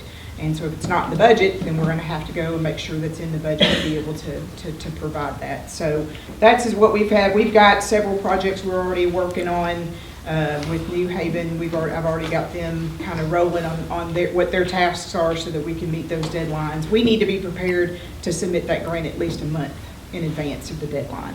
That's what I would anticipate, and not wait till the very end. And it's also going to be a lot of political support out there that we need to talk to those individuals, depending on whether it's state or federal, and make sure that they're on board as well. So that's from the grant side. The one thing she suggested, let's see, is have a meeting here, and we can have it won't be a scheduled meeting. Masters will come and listen, but she'll have all the different. Like a working session meeting or something. Yeah, and I'll probably, I get her, we get the, so maybe a capable person here and the ad district person here, and everybody can understand, and we're not reinventing the wheel, and get this thing done and have it structured. I want to get that done as soon as possible. I gotta have staff. What is the percentage of us getting a grant? What's the percentage? Yeah, I mean, everybody's talking grants, just like it's magic money and it's been sitting there and we ain't got it, and now all of a sudden, every department wants it, so. Well, I mean, every department's got their own, just like the crumb rubber grant. I didn't know that was out there. I mean, there's all these small grants out there, and the only thing I would just caution you on is it is a lot of work. It's a lot of paperwork. I mean, the crumb rubber grant, you got to do public awareness on that. So I mean, but you got to meet everything. But I mean, that when I started 20 years ago and I worked for the ad, we were flush in grants. There's not as much money as there used to. It's out there, but you got to be ready. You got to be able to show your project is better than anybody else's in the state, and you've got support. And like I say, political pull helps a And lot. political pull helps a lot. I mean, So they're, that and they're depends on gonna. what part of you, maybe, you know. Now, I do want to caution CDBG grants. I did get the new LMI, which is the low to moderate income. Nelson County does not qualify for low to moderate income, so the county's not going to be eligible for community development block grants. We only have 2 communities that are. They don't qualify for low to moderate income. You are at 40%. The schools, they all get all the low to moderate income. Well, the schools are a completely different Right, what kind of animal, formula do but they use? I don't know what they use. But for community development block grant, you all are at about 41% low to moderate income. New Haven does qualify, they're at 51%. Bardstown qualifies because they're at 55%. So those 2 are projects, those are, you know, where they could apply for CDBG money. But you gotta, that's where all these conditions, you gotta look and see if you even qualify. But that's where you might piggyback on Bardstown if there's a project that we need to do. It could be a public, you know, or and then there's a lot of public-private funding. In-kind, that's where your match comes in, if you can use a lot of in-kind work. So if it's a New Haven wants to do a sidewalk project, and maybe that's where there could be some cross-funding with in-kind, so the county could help with some of that work and meet their 25% match. But it just, there's a lot to it. Bardstown has, you know, they got a pretty good staff, and Bloomfield, New Haven does it, and they're part of the county, same way as Fairfield, and they're trying to work, you know, enhance their little towns. Linda down there, we met with her and Jolie, and they're, they just don't have a revenue stream, and there's a possibility to do this. And we've got 2 engineers that can help offset some of that, you know. Operational manager. Yeah. Yeah. And, but anyway, I think it's very important as you learn. I've learned a lot. I knew some of it, and as these staffs and different groups, but you've got to have somebody that stays on it, follows, updates, and continues. And I think this, before I even talked to Jan, she probably don't know that I checked her background out a little bit, and so there's she's got a lot of experience in that field. But we'll have to change eventually here. She'll probably bring it up. We're going to have to amend maybe our budget and the planning zoning ordinance side of it. So she's got to have, definitely going to have, she's going to spend a lot of time doing this eventually, a lot of time. So we definitely got to have another person in there. I've already talked to the mayor, Bardstown. He's all in favor of it because he's going to have to run through his staffing people and his council and all that. He didn't think there was a problem there, just to let everybody know. Go ahead, Jim. So on that subject, anything we do, because we operate under an interlocal agreement, anything we do that increases the local government contributions, we'll have to request that in writing to all of the cities in the county. So we're looking at hiring another full-time staff member that can help me with the day-to-day administration, plat review, other things that I do on a day-to-day. We're working with the city on some other things that we might move over to our office. Obviously, our temporary location is not going to work, so we're trying to work that out. And then we've got some internal staffing issues. I'm going to have to cover a staff person for the next year probably, so I'm currently hiring for a part-time desk clerk to cover some medical issues with the staff person. So, but we'll get with you because we do have to provide that in writing, especially if it's a significant amount of money. And for us, anytime planning and zoning asks for additional money, then it's usually significant and under scrutiny. So, but we'll present that to you and see where it goes. And our local government contributions are based on per capita. So obviously, fiscal court pays 67% of our personnel costs, and we had rent for a while, and you'll pay that. And then Bardstown coming in at 26%, and New Haven, Bloomfield at 2%, and Fairfield is 0.1, I think, percent. But still, any increase that we're asking for usually hits Bloomfield, New Haven, and Fairfield significantly. So, but we'll submit that to you all in the next couple of weeks. Appointments, just to remind you, we do have reappointments that are due, and we have folks that will come off at the end of February. So You sent that to me, you already sent I that have to sent me. it, yeah. We have one in Keats District that's been vacant for a while. Right. On the Planning Commission, That one, and then we have a Nelson County Board of Adjustments appointment in your district. MC, we have one in your district for Nelson County Board of Adjustments, and then Adam, we have a vacant position on that. So we have 3 Board of Adjustments positions that are available that need to be looked at. On that, do you have information on what that would entail for somebody? I've talked to a couple people, but I didn't really know exactly what to tell them. It's a lot of work. They might be volunteering for. So if you could send that, that would be helpful to try to find somebody to fill it. But those are all in February. So especially the Nelson County Board of Adjustments, that needs to be taken care of. So I won't have a quorum on that board if all of their terms end.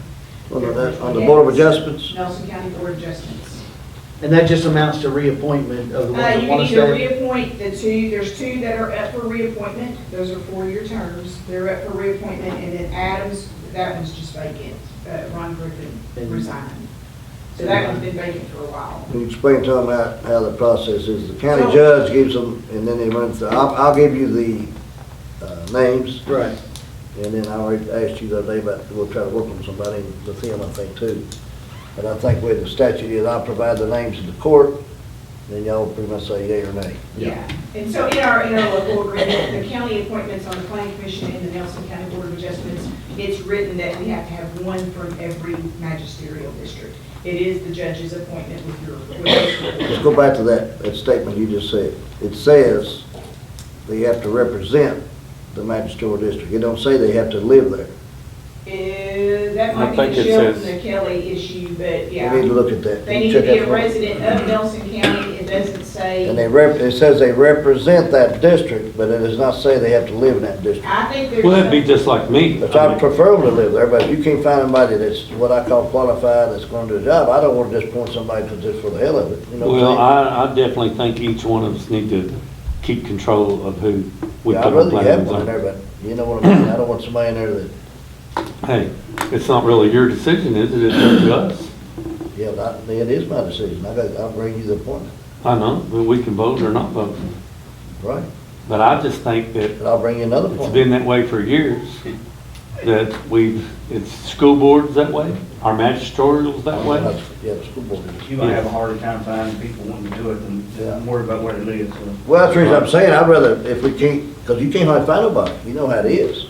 And if you got somebody that lives close to that area, I just want to make sure we follow the law, is what I'm saying. The Nelson County Board of Adjustments meets at 10 in the morning, which is even more difficult trying to find people to serve on that board. And, you know, we can ask them to adjust that, but, you know, it's typically people who have, you know, they're able to get off work or they're retired on that board.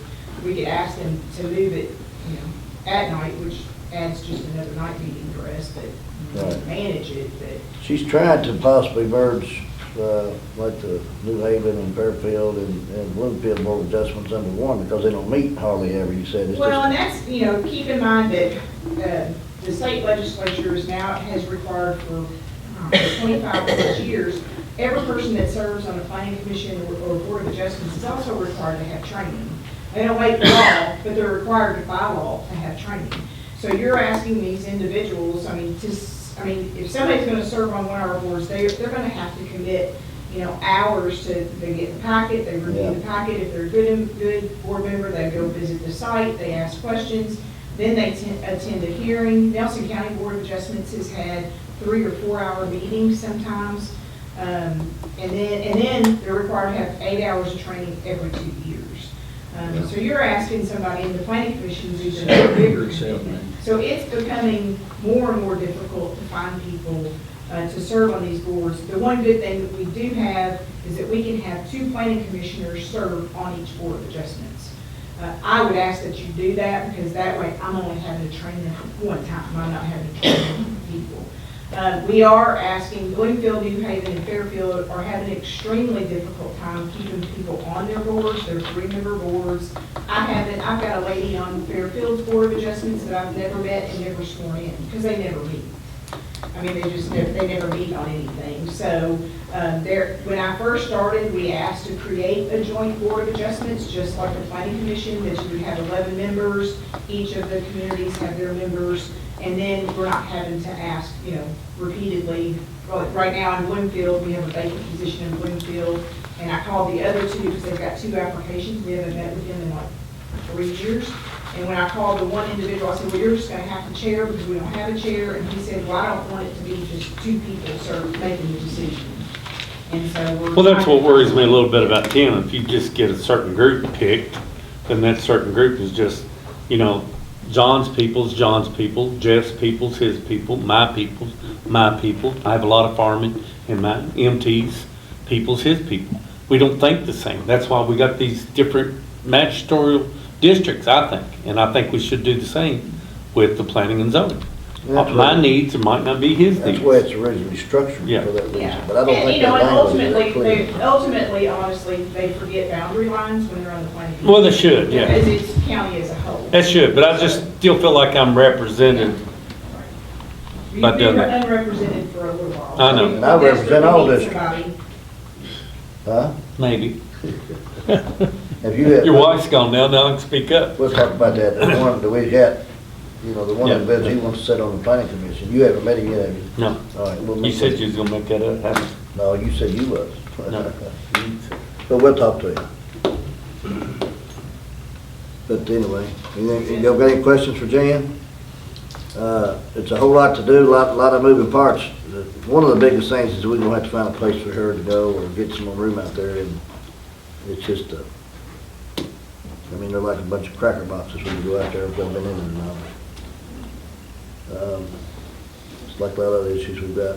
That's all I've got. Anybody got anything else you want to, I can't really say. Let's see. No public comment because it's a special meeting. Masters really can't talk about anything other than that's on the agenda, so I need a motion to adjourn. Let Snow, MT second. All in favor? Aye. You got all that, Jeanette? Thank you, Mr. Assistant.